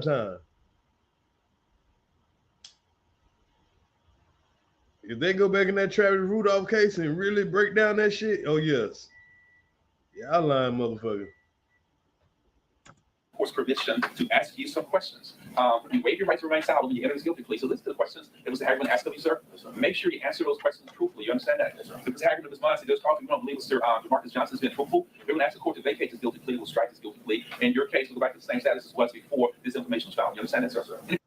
So what they telling him right now, bitch, if we catch you lying, we're going to shoot everybody the fuck up out of here. It's just gonna be us, you, and bitch, we taking your shit back to what we originally charged your ass with, and we gonna charge you with a perjury. So you gonna get that conspiracy to commit murder. You gonna have us pissed off, so we gonna give you the max, which you know is 60 years, and we gonna slap your ass with the motherfucking perjury, and we gonna give you probably the max on this because we told you about that shit. So nigga, you play with us, you could be looking at 80 years. You cooperate, you could be going home in 6 years. You ain't killed these boys. Go on, give us these niggas. Do your little time. You already been here for what? How long it's been? Like a year or 2 years?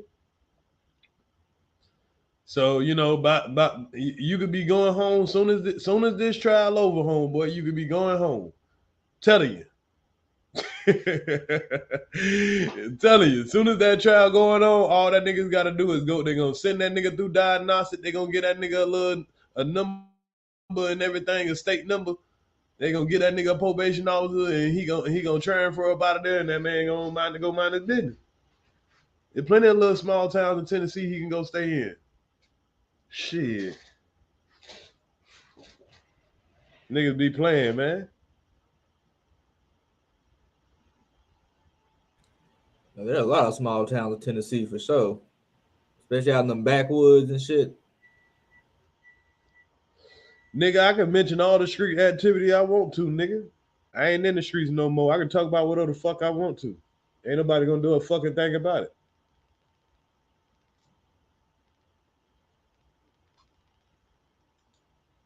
Can't find no paperwork on no nigga like me. That's all you gotta worry about, bitch. Sir.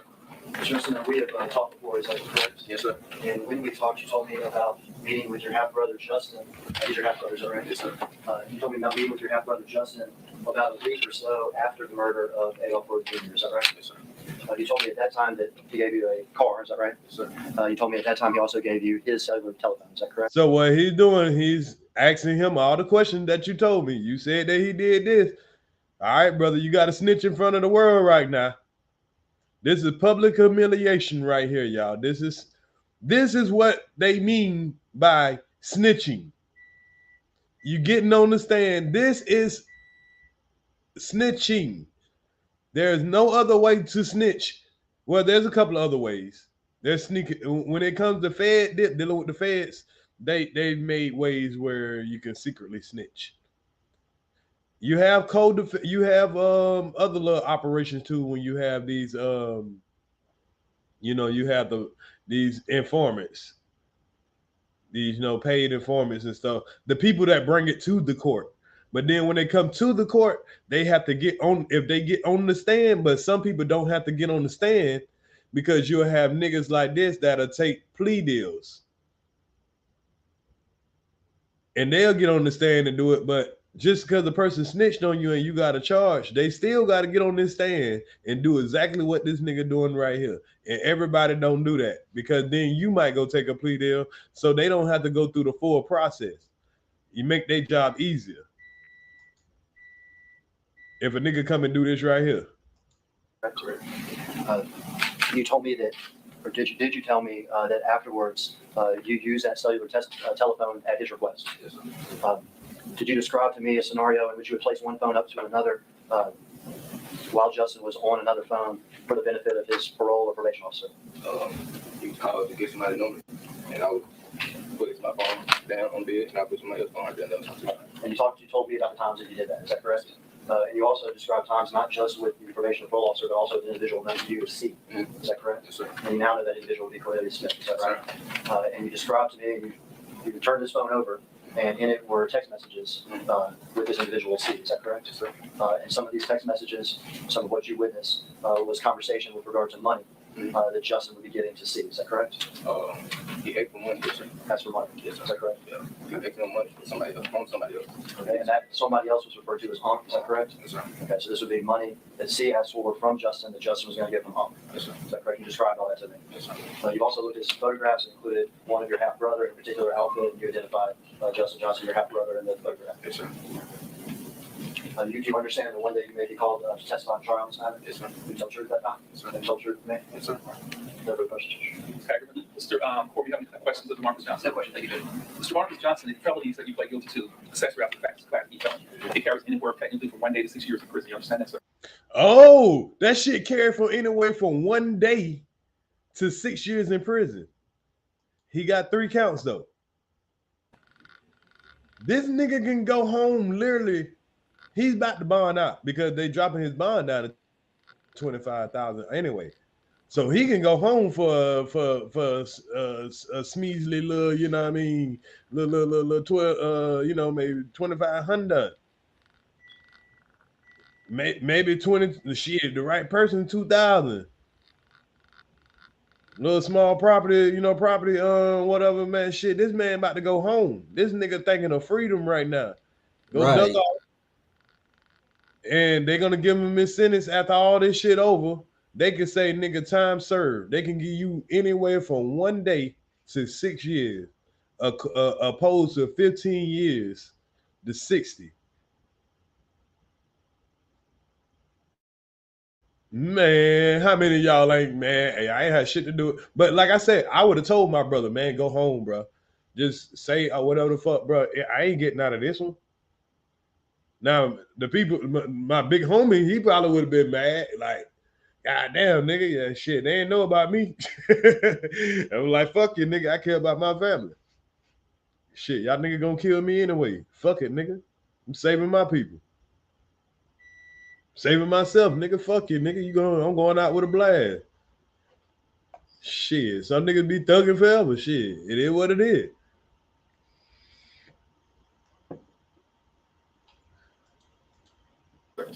You have agreed under what's called a hybrid guilty plea, State versus Mailer and Hicks, State versus Hicks, in which you're agreeing to plead outside of your range. You're not a range to offender. You understand that? In order to be a range to offender, you have to have 2 prior felony convictions. You don't have any felony convictions. You understand that? Oh shit! Hold on. This some Tennessee shit right here. He ain't even gonna get no felony conviction. Did y'all just hear that? Yeah, man, this man's a good situation right now. Shit, man, I don't want to hear no shit about what. It carries anywhere technically from 1 day to 6 years in prison. You understand that, sir? You have agreed under what's called a hybrid guilty plea. He has agreed under what is called hyperdilogy. Y'all pay attention now. State versus Mailer and Hicks. State versus manual case. So this is a case that already happened, and I don't know. Maybe he found this himself in the law books. I don't see no lawyer, you know, speaking for him. So, or if he got a public defender, but this is unique. Versus Hicks, in which you're agreeing to plead outside of your range. You're not a range to offender. You understand that?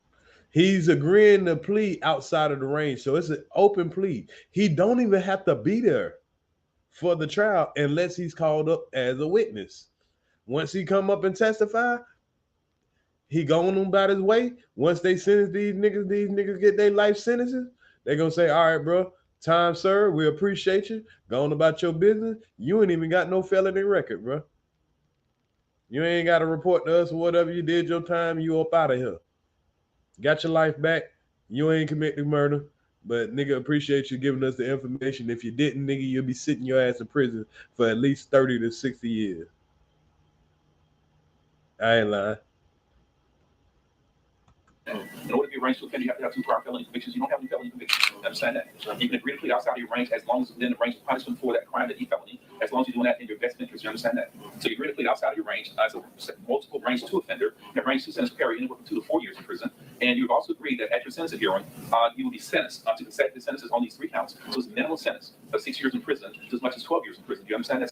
Okay, so that's why they're saying that, because the 3 charges, one of them carry up to 4 years, one of them carry up to 6 years, and one of them carry up to 2 years. So all 3 of those charges, that makes it where he's going from 6 to 12. You know what I'm saying? At the minimum. So okay. But one of those could get dropped. You get what I'm saying? One of them, the jury might say 2 out of 3 of them, they don't feel like a conspiracy. You got to prove all 3 of those conspiracy charges. But they're saying they know that it's going to be easy not to have to prove those, because, bitch, we ain't even going to give you the opportunity to have to not prove those. You going to have to prove that you wasn't a conspiracy to the murder, which is really, you don't want to, he must know he had something more to do with it than what they caught him with. So now he just like, all right, fuck this shit. Y'all got me. All right, fuck it. That's what I'm thinking. He must have really had something to do with it before then too. But they just ain't gonna bring that up if you're gonna take this plea and you're gonna tell them what the hell you need.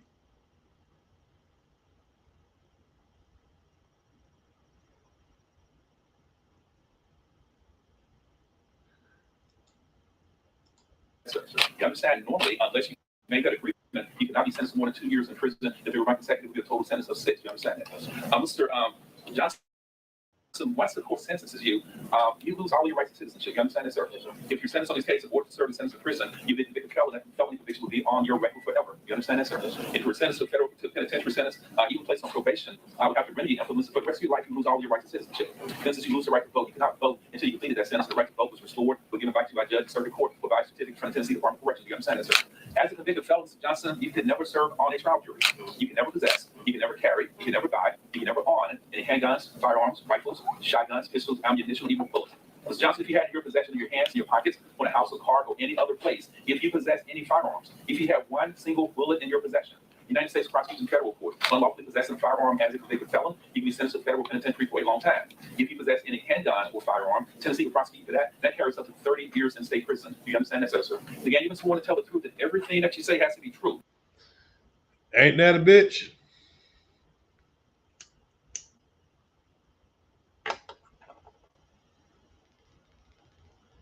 You understand that, sir? Do you have any questions about the rights that you made, the guilty plea you entered, or disagreement you have stated Tennessee, Mr. DeMarcus Johnson? No, sir. Do you have any complaints about anything that Mr. Corman has done since he's been your lawyer, sir? How long has Mr. Corman been your lawyer, Mr. Johnson? 8 months. Did he get 7 months? Did he get the salary for you? Yes, sir. Did he let you know what to say? We try to prove if you had a trial? Yes, sir. Did you have anything that you wanted Mr. Corman to investigate for you? No, sir. Do you have any complaints at all about anything that Mr. Corman has done or has not done since he's been your lawyer? Yes, sir. Do you also understand, Mr. Johnson, that part of this agreement, this memorandum, adopted by the parties, will be filed as a public record with your guilty plea? You're pleading guilty to those 3 counts of that information. You're also agreeing that you be sentenced as a range 2 offender, even though you are, in fact, only a range 1 offender. You understand that? You also...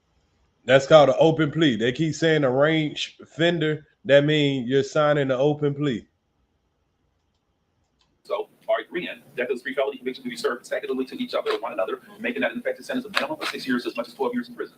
Okay, so now that's important right there. See, those 3 charges that he got, he's telling them that they're not going to be able to run them consecutive. I mean, not consecutive, concurrent. They're going to have to run consecutive. What that means is, say I got 3 charges. Sometimes they can say, we're going to give you 10 years for this one, 8 years for this one, 6 years for this one. We're going to run them consecutive. I mean, concurrent. And that means all you have to do is serve the biggest one. The 10 years, of course, you don't have to serve 10 plus 8 plus 6. But if they're running consecutive, now you got to serve, if they give you 10 for one of these conspiracy charges and they want to give you 3 for the second one, but they want to give you 4 for the third one, now you got 17 years instead of, you know what I'm saying, just that 10 years. See, that's what that language means. What he's telling him right now, the type of charges that he got, they can't be ran concurrent. That's why he's facing 6 to 12. So he can get say what 1 to 6 years on one charge, 1 to 4 years on another charge, and 1 to 2 years on the third conspiracy charge. If he got the max on every single one of them, that would be 12 years altogether. But if they just gave him the minimum every single one of them, that nigga can do 3 days.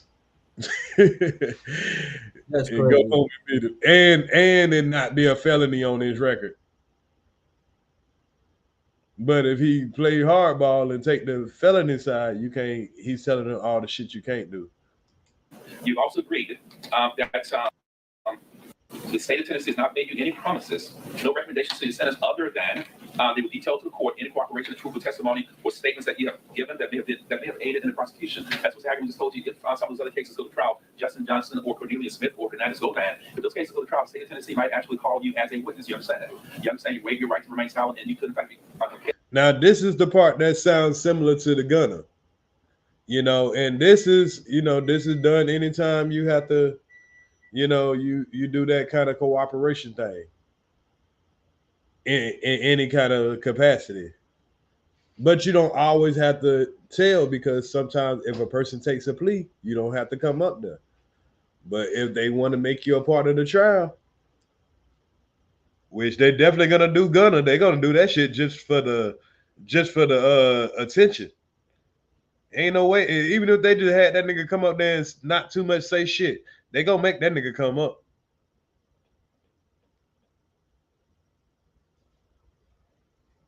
But by the time he come up, he ain't gonna be no important factor. They just gonna make him come up just for the fuck of it.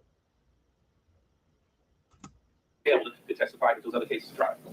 You'll also be supervised by Shelby County Pretrial Services Day reporting. All parties are recommending that you be released on bond in an amount of $25,000. And once you make that bond, Mr. Johnson, you have to report Shelby County Pretrial Services Day reporting. We'll file that order with his guilty plea also. That nigga looking like, yep, I got somebody right there ready to pay that $2,500. Man, imagine what this nigga bond been since he got in there. This nigga is in jailhouse blues right now. He's been in there for a while because I can tell because he got his t-shirt. You know what I'm saying? He had some decent flip-flops on. He ain't got on the regular, city flip-flops. He ready to go home. He ain't on the dope right now. He got a clear mind. He done seen what's going on. Man, please. So you have a curfew from 9 o'clock at night until 5 o'clock in the morning. You have to be at home every day, all day, until your case is disposed of, unless you are working. I want to encourage you to work. If you are working, you have to provide pretrial services proof that you are, in fact, working. Otherwise, from 9 o'clock at night to 5 o'clock in the morning, you have to be at home every day, every night. You understand that? You'll also be ordered to enroll in any other program. Well, y'all done heard enough about what happened to my brother through Kwame. Y'all know the person that say he don't know me. He keep telling y'all what happened to my brother. And his brother that claim that they don't know me or know none of my people. So we'll leave it at what they say. That pretrial services being either group programs, individual programs, such as random drug screens, you have to check in with these folks automatically, regular contact with the person who supervises bond, and you also cannot possess a firearm while this case is pending, about sentencing is pending. You understand that, sir? Do you have any questions about any of those? Now, most of this stuff is while all this stuff is pending. So they gonna have this man as a sitting fucking duck. Yeah, you about to get out. There's a lot of niggas walk right out that jailhouse and get sprayed down. For real? Hell yeah. Man, that's the new thing. When a nigga get out of jail, kill that nigga as soon as he walk out of that bitch. Man, niggas, man, there's stories of niggas getting, man, I gotta do a live on that. Man, nigga kill you soon. They know you butt naked. You coming right out of the jailhouse. Most niggas gotta catch the bus to get home. You coming out, most of the time ain't nobody picking you up. Shit, niggas be waiting right outside on your motherfucking ass. Shit, boy, y'all don't know how deep the game get, boy. Boy, the game get deep.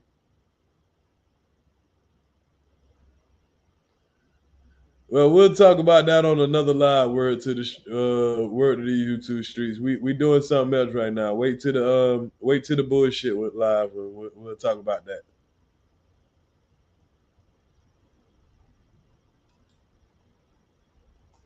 Just let me talk about. Mr. Marcus Johnson, when found for the record, determines Joshua Corman has represented you satisfactorily. I find Mr. Corman and this court have explained all your rights to you. I find it that you understand those rights, that you waived it. You've given up those rights intelligently and knowingly. I do find there is a factual basis. There is a legally sufficient reason for this guilty plea, which has been entered freely and voluntarily. Upon you plead guilty to information I-23-00019, counts 1, 2, and 3. Class E felonies of accessory after the fact. Mr. Johnson, it is a judgment of this court that you are guilty. The court is going to delay the execution of these judgments and delay a sentence on this case until this court of this mind. Mr. Hagman, do you have a recommended date for the next setting on this case? We got 45, somewhere between 45 about 60 days.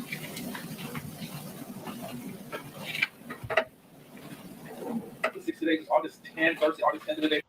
45 to 60 days. Those 45 to 60 days, that man will be home. That man can be making money. You know how much money that man can be making in 45 to 60 days? That man thinking about going home. But he got another opportunity in life that he got himself in some shit. Boy. That's good, DJ. Yes, sir.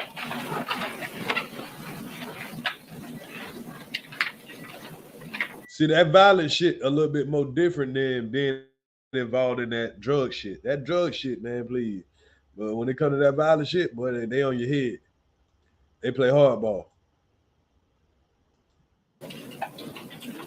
Shall we delay the execution of these judgments? We're going to delay the sentence on this case to sentence of hearing on August 10th, 2023. Be back in this courtroom at 9 o'clock that morning, unless the date changes. Stay in touch with the court in case the date does change. But I'll see you back in court on August 10th, that's a Thursday at 9 o'clock that morning. Make sure you go to pretrial services on Tuesday morning. They will not be open on, oh, sorry. They will be open on Monday. We won't be in court on Monday. Go to pretrial services on Monday morning, on June the 12th at 9 o'clock. They're on the 8th floor in this building. One of the deputies make a copy of the pretrial service, pretrial day reporting order for you. Take that with you. Go talk to those folks Monday morning at 9 o'clock. They will supervise his bond. Make sure you maintain contact with them. Make sure you answer those calls and those curfews. And make sure you submit those random drug screens because they'll be required conditional bond. Stay out of trouble. Don't get yourself arrested again. Be safe. And I'll see you back in court on Thursday morning, August the... I think it's August 9th, Thursday morning, August 10th. Thursday morning, August 10th at 9 o'clock. Any questions, sir? Sir, Johnson, step down to the witness stand. See you in 2 months, sir. Thank you, sir. Mr. Hagerman and this. Hey, watch this nigga strut out that door, boy. You ain't never sit boy and come out what? Yes, sir. The indictment case 2204769. Do you want to dispose of that today or carry it? If we do see it. Madam Clerk, the other case 2204769 separate report on Thursday, August the 10th. Ms. Clerk could make a note of the bond. This nigga ready to go. Yeah. First Yeah, thing.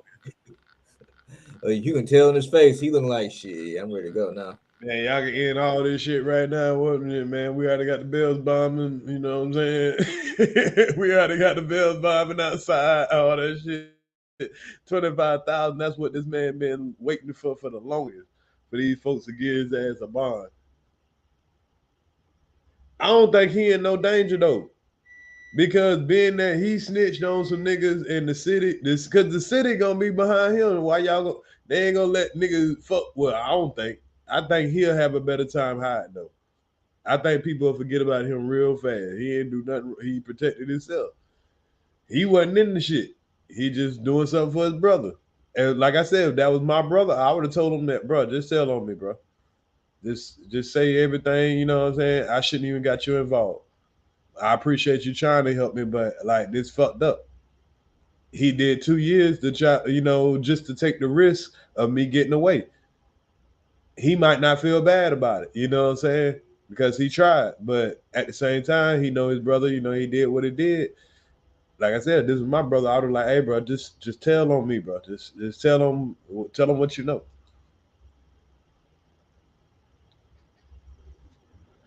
And hopefully I wouldn't have one of them ignorant brothers that be like, no, nigga, I'm sticking to the G code. Oh, man, shut the fuck up, nigga. Take this motherfucker. Give me this charge, nigga. This is my fault. Nigga, I appreciate you, my nigga. Tell on me, nigga. Snitch, nigga. And I'm going to tell everybody you snitch for me. I told you to. Whenever this shit over with. I think that's what Young Thug doing too. With some of the niggas. I don't know about with Gunner, but I think he did that with his brother. Your Honor, that covers both cases. The bond of $25,000 covers all the case, information case, and the indictment case 2204769. I don't know if the bond was on that case. But should the bond collected global bond of $25,000 cover both cases. Anything else you need to address on this case?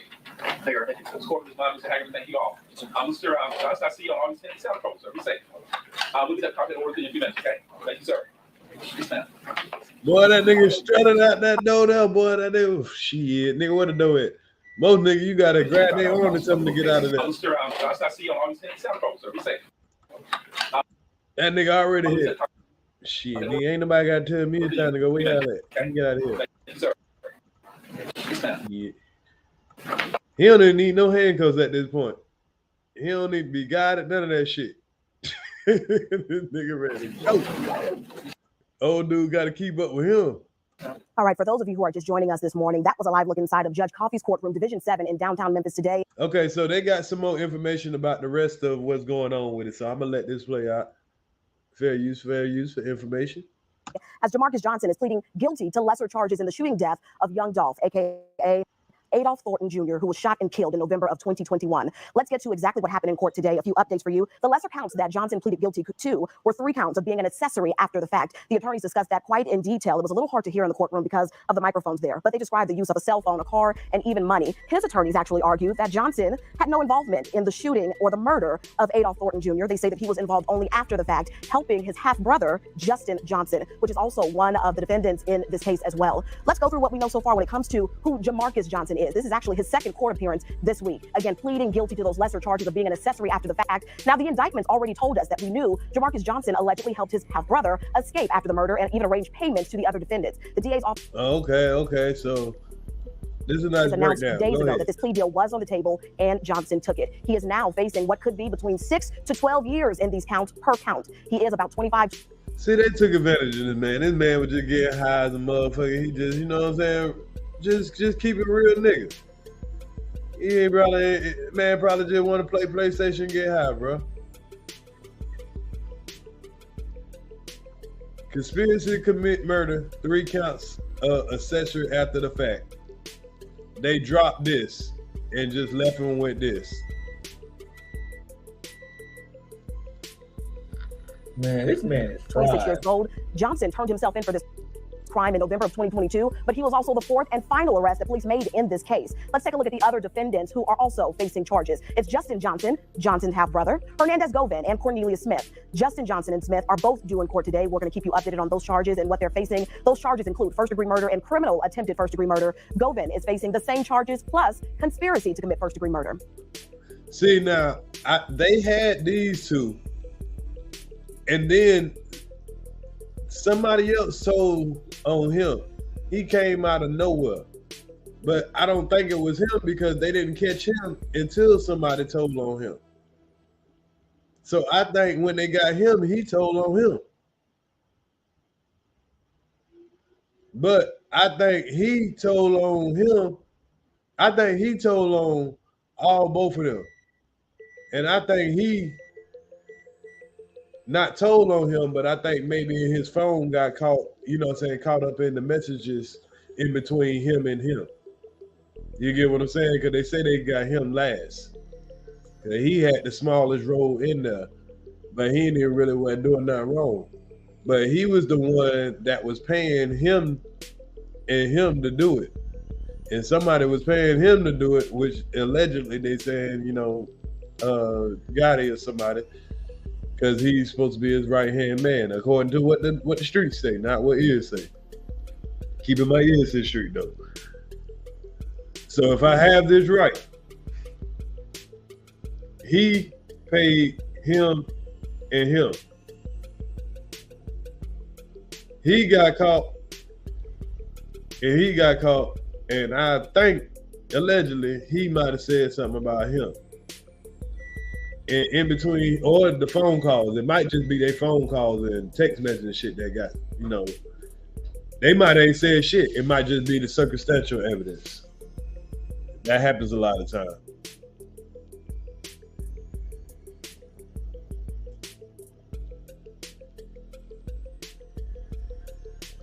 Oh yeah, I forgot about that. Oh yeah, and the dude right here, y'all, this dude right here, his daughter got killed in Texas. I mean, in Houston.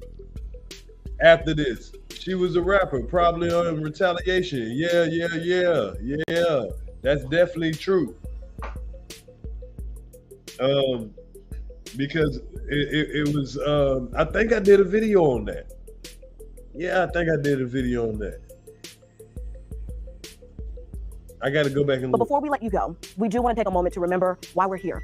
A young man was killed in the town that he grew up in South Memphis. That is Adolph Thornton Jr., aka Young Dolph. For many, he was a music star for the fans who loved him. But remember, Dolph was also a father and a family man. On November 17, 2021, Dolph was shot and killed at Makita's Cookies on Airways Boulevard. You may remember, he was back in home in Memphis for his annual turkey giveaway before Thanksgiving. Police say that they were able to make the arrest based on several surveillance footage videos that showed the gunman outside. As we continue to cover the latest update in this Young Dolph murder case, we are going to keep you updated with all of these developments. Let's go right now. The lawyers are accepting and taking questions. Let's try and listen in. To help Justin evade authorities and continue his flight from this crime. So he had a role in the conspiracy, but it was entirely, everything was after the murder happened. So we took that into account, as well as his truthful statements to authorities, and you have the disposition that you have today. Can you talk about how this just gives more confirmation? Yeah, so if they knew the whole time that all his role was after the murder, so they charged him with conspiracy to commit murder just to fuck with him. Just to fuck with him. And the other 3 charges, he could have got probably up to 12 years. Even if he didn't tell. But he wasn't gonna get out today. That's the difference. He might have would have got out in about what he doing 2 years now. He might have would have got out in about 7 or whenever this trial out over, which could be another year, possibly. Could be another month, no telling. They kind of starting to get some plea deals done. I ain't gonna say a year. I say about another couple of months.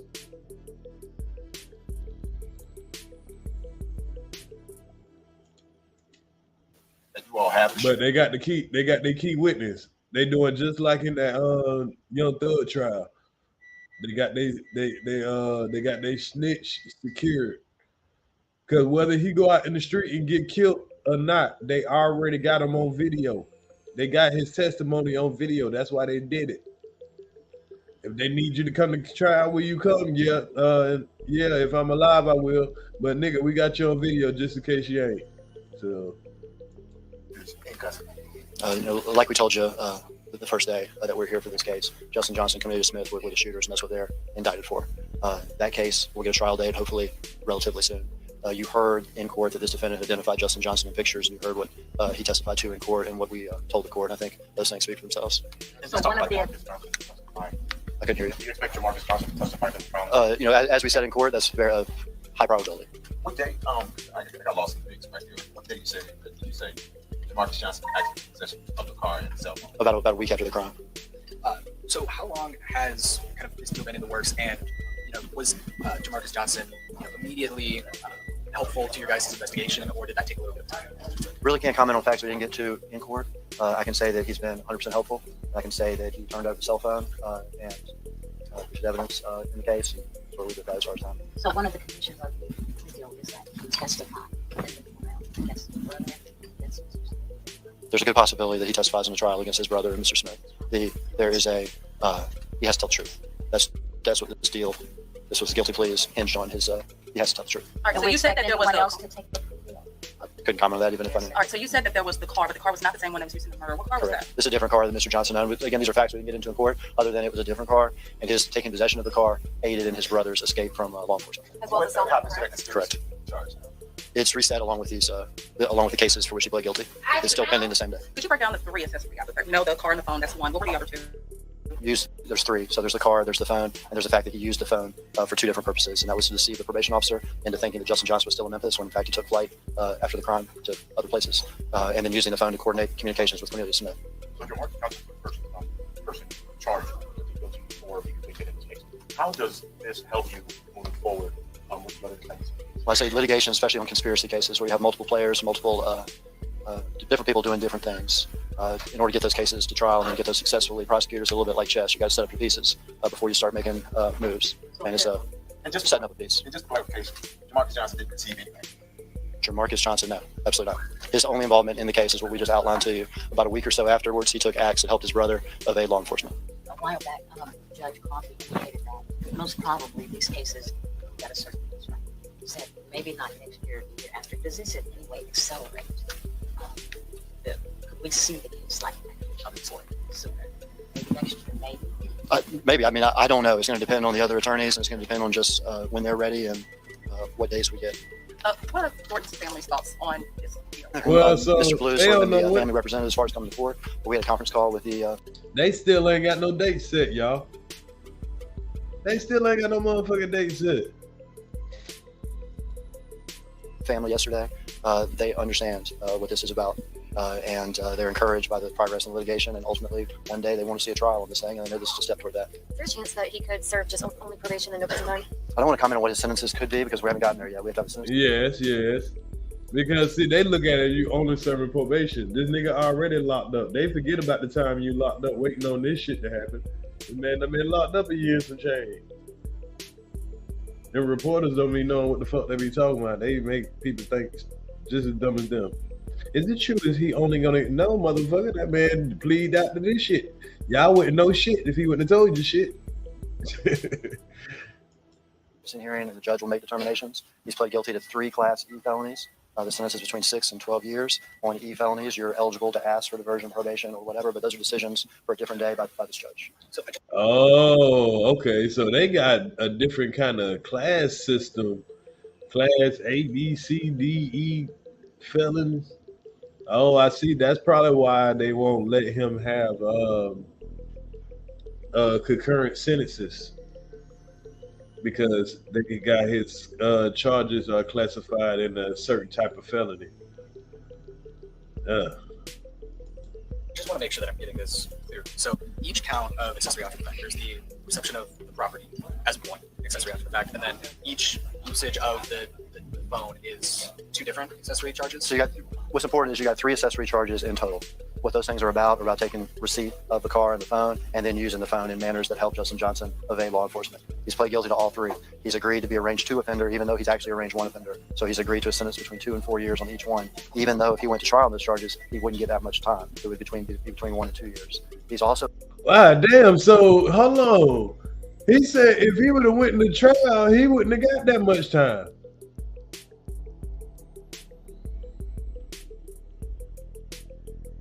What? Hold on, I'm confused now. That nigga just want to get out right now. He could have went to trial and not got as much time, but he might have just felt bad, man. He had to just feel bad. What you think, Cool Eagle? I mean, as I said earlier, man, like he's in a really good situation because so like if he would have went to trial, it would have been 1 to 2 years, but because he didn't, it's 2 to 4. Like that's just crazy. Like for what they are alleging him of doing and the deal he's getting, like that's a win for him. But the only thing would have been different if he went to trial is he would have still had to wait till the trial came, and no telling how long this trial gonna take. You got 2 murder trials. So usually a murder trial, for one murder trial, is going to take like a year, probably like 14, maybe 15, 16 months. So if you got 2, it can take 28 to 30 months. And this is how they think. They think in months. They don't think in years, but 36 months is 3 years. And I know this for a fact because in the county, I've been around people who had 2 bodies or so. And the more bodies you got, it's gonna take about 14, 15 months per body. That's just for you to go to trial. Cause what they do, especially when they don't have a lot of evidence, or even when they do got a lot of evidence, it matter what your money look like. Now, what you gotta wait till they indict you. You can't really make shake no moves until they indict you. They can wait up to for a murder. They can wait up to I think 18 months to indict you.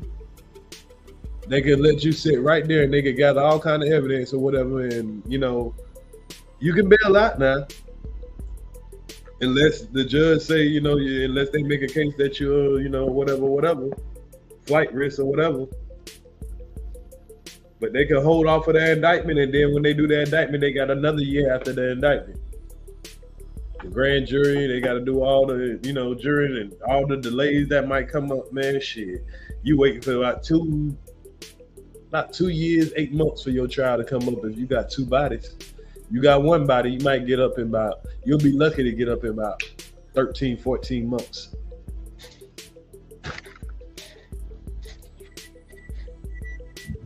So this nigga, even if he didn't do this right now, if he can't just bail out, because I don't know what they had his bail at before. Now, if he could have bailed out, he would be out. But now they about to drop it to something he can afford. But this trial could still be another 6 months down the line. That man like, man, fuck this. I'm ready to go home. So agree that they're all consecutive to each other. So his total exposure is 6 to 12 years on the 3 charges. Sentencing is pending. What did he agree to, range 2 and not range 1? There's a product of negotiations between the parties. It's not atypical. One of the outstanding questions here, the motive for that. Can you discuss that at all at this point? Simply money or something else? Yeah, I can't comment anything on the record. Can't remember whether or not our indictment gets into the motive or not. But I think there probably will be some information forthcoming about that sooner rather than later. All right. I remember you said in there that he had said that he did see there was payment. Justin, do we know where that payment is coming from, or who he received that from? I can't comment on that. All right, everybody. See everybody.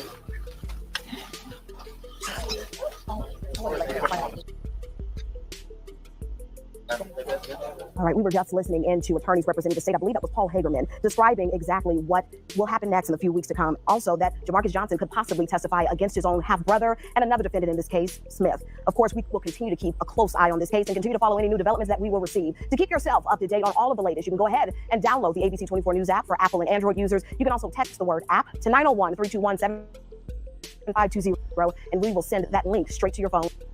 All right, yeah, so we see kind of what's really going on, you know what I'm saying? Like I say, I think it's man, like I said, if it was me, I would have told my brother, go ahead and tell, bro. Tell him what you know. Get yourself where you can go home. I did this on me. I shouldn't have put you in this shit. You know what I'm saying? I didn't think that it was gonna go this way. I was supposed to get this bag. Nobody was supposed to know. I was supposed to complete this mission. I don't know why he was doing it, whatever. That man ain't probably know what really was going on. He might have did. I don't know. But this is something that you never want to be involved in, because imagine what this man gonna have to walk into every day trying to walk the yard on a charge like this. So that man is way more safer than trying to get away on the streets. Coming home, going to one of them little country towns, getting you a little job, you know what I'm saying? Lay low, let the trial go through, you know what I'm saying? And, you know, help your brother out the long way. Help him out the long way. He might beat the shit, he might not. Whatever it is, that ain't in your hands, homeboy. Get the fuck on with your life. He chose the life he chose. So that's why I would tell my brother to tell on me if I was him. And I think that might have been what happened. That man looked happy to get the fuck up out of there. Shit. But yeah, man, y'all respect to everybody, man. Salute. We had a good show. Anything you want to say, Cooley, before we get up out of here? Oh nah, man. I was actually about to stab out of here my damn self, man. Salute to everybody in the chat, man. Make sure y'all hit that like button. I hope y'all enjoy the show and shit. I'm out of here, man. Take it easy. Bet. See y'all a little bit later, man. Check back in with y'all. Earz to the streets with me 912. I'm out y'all area.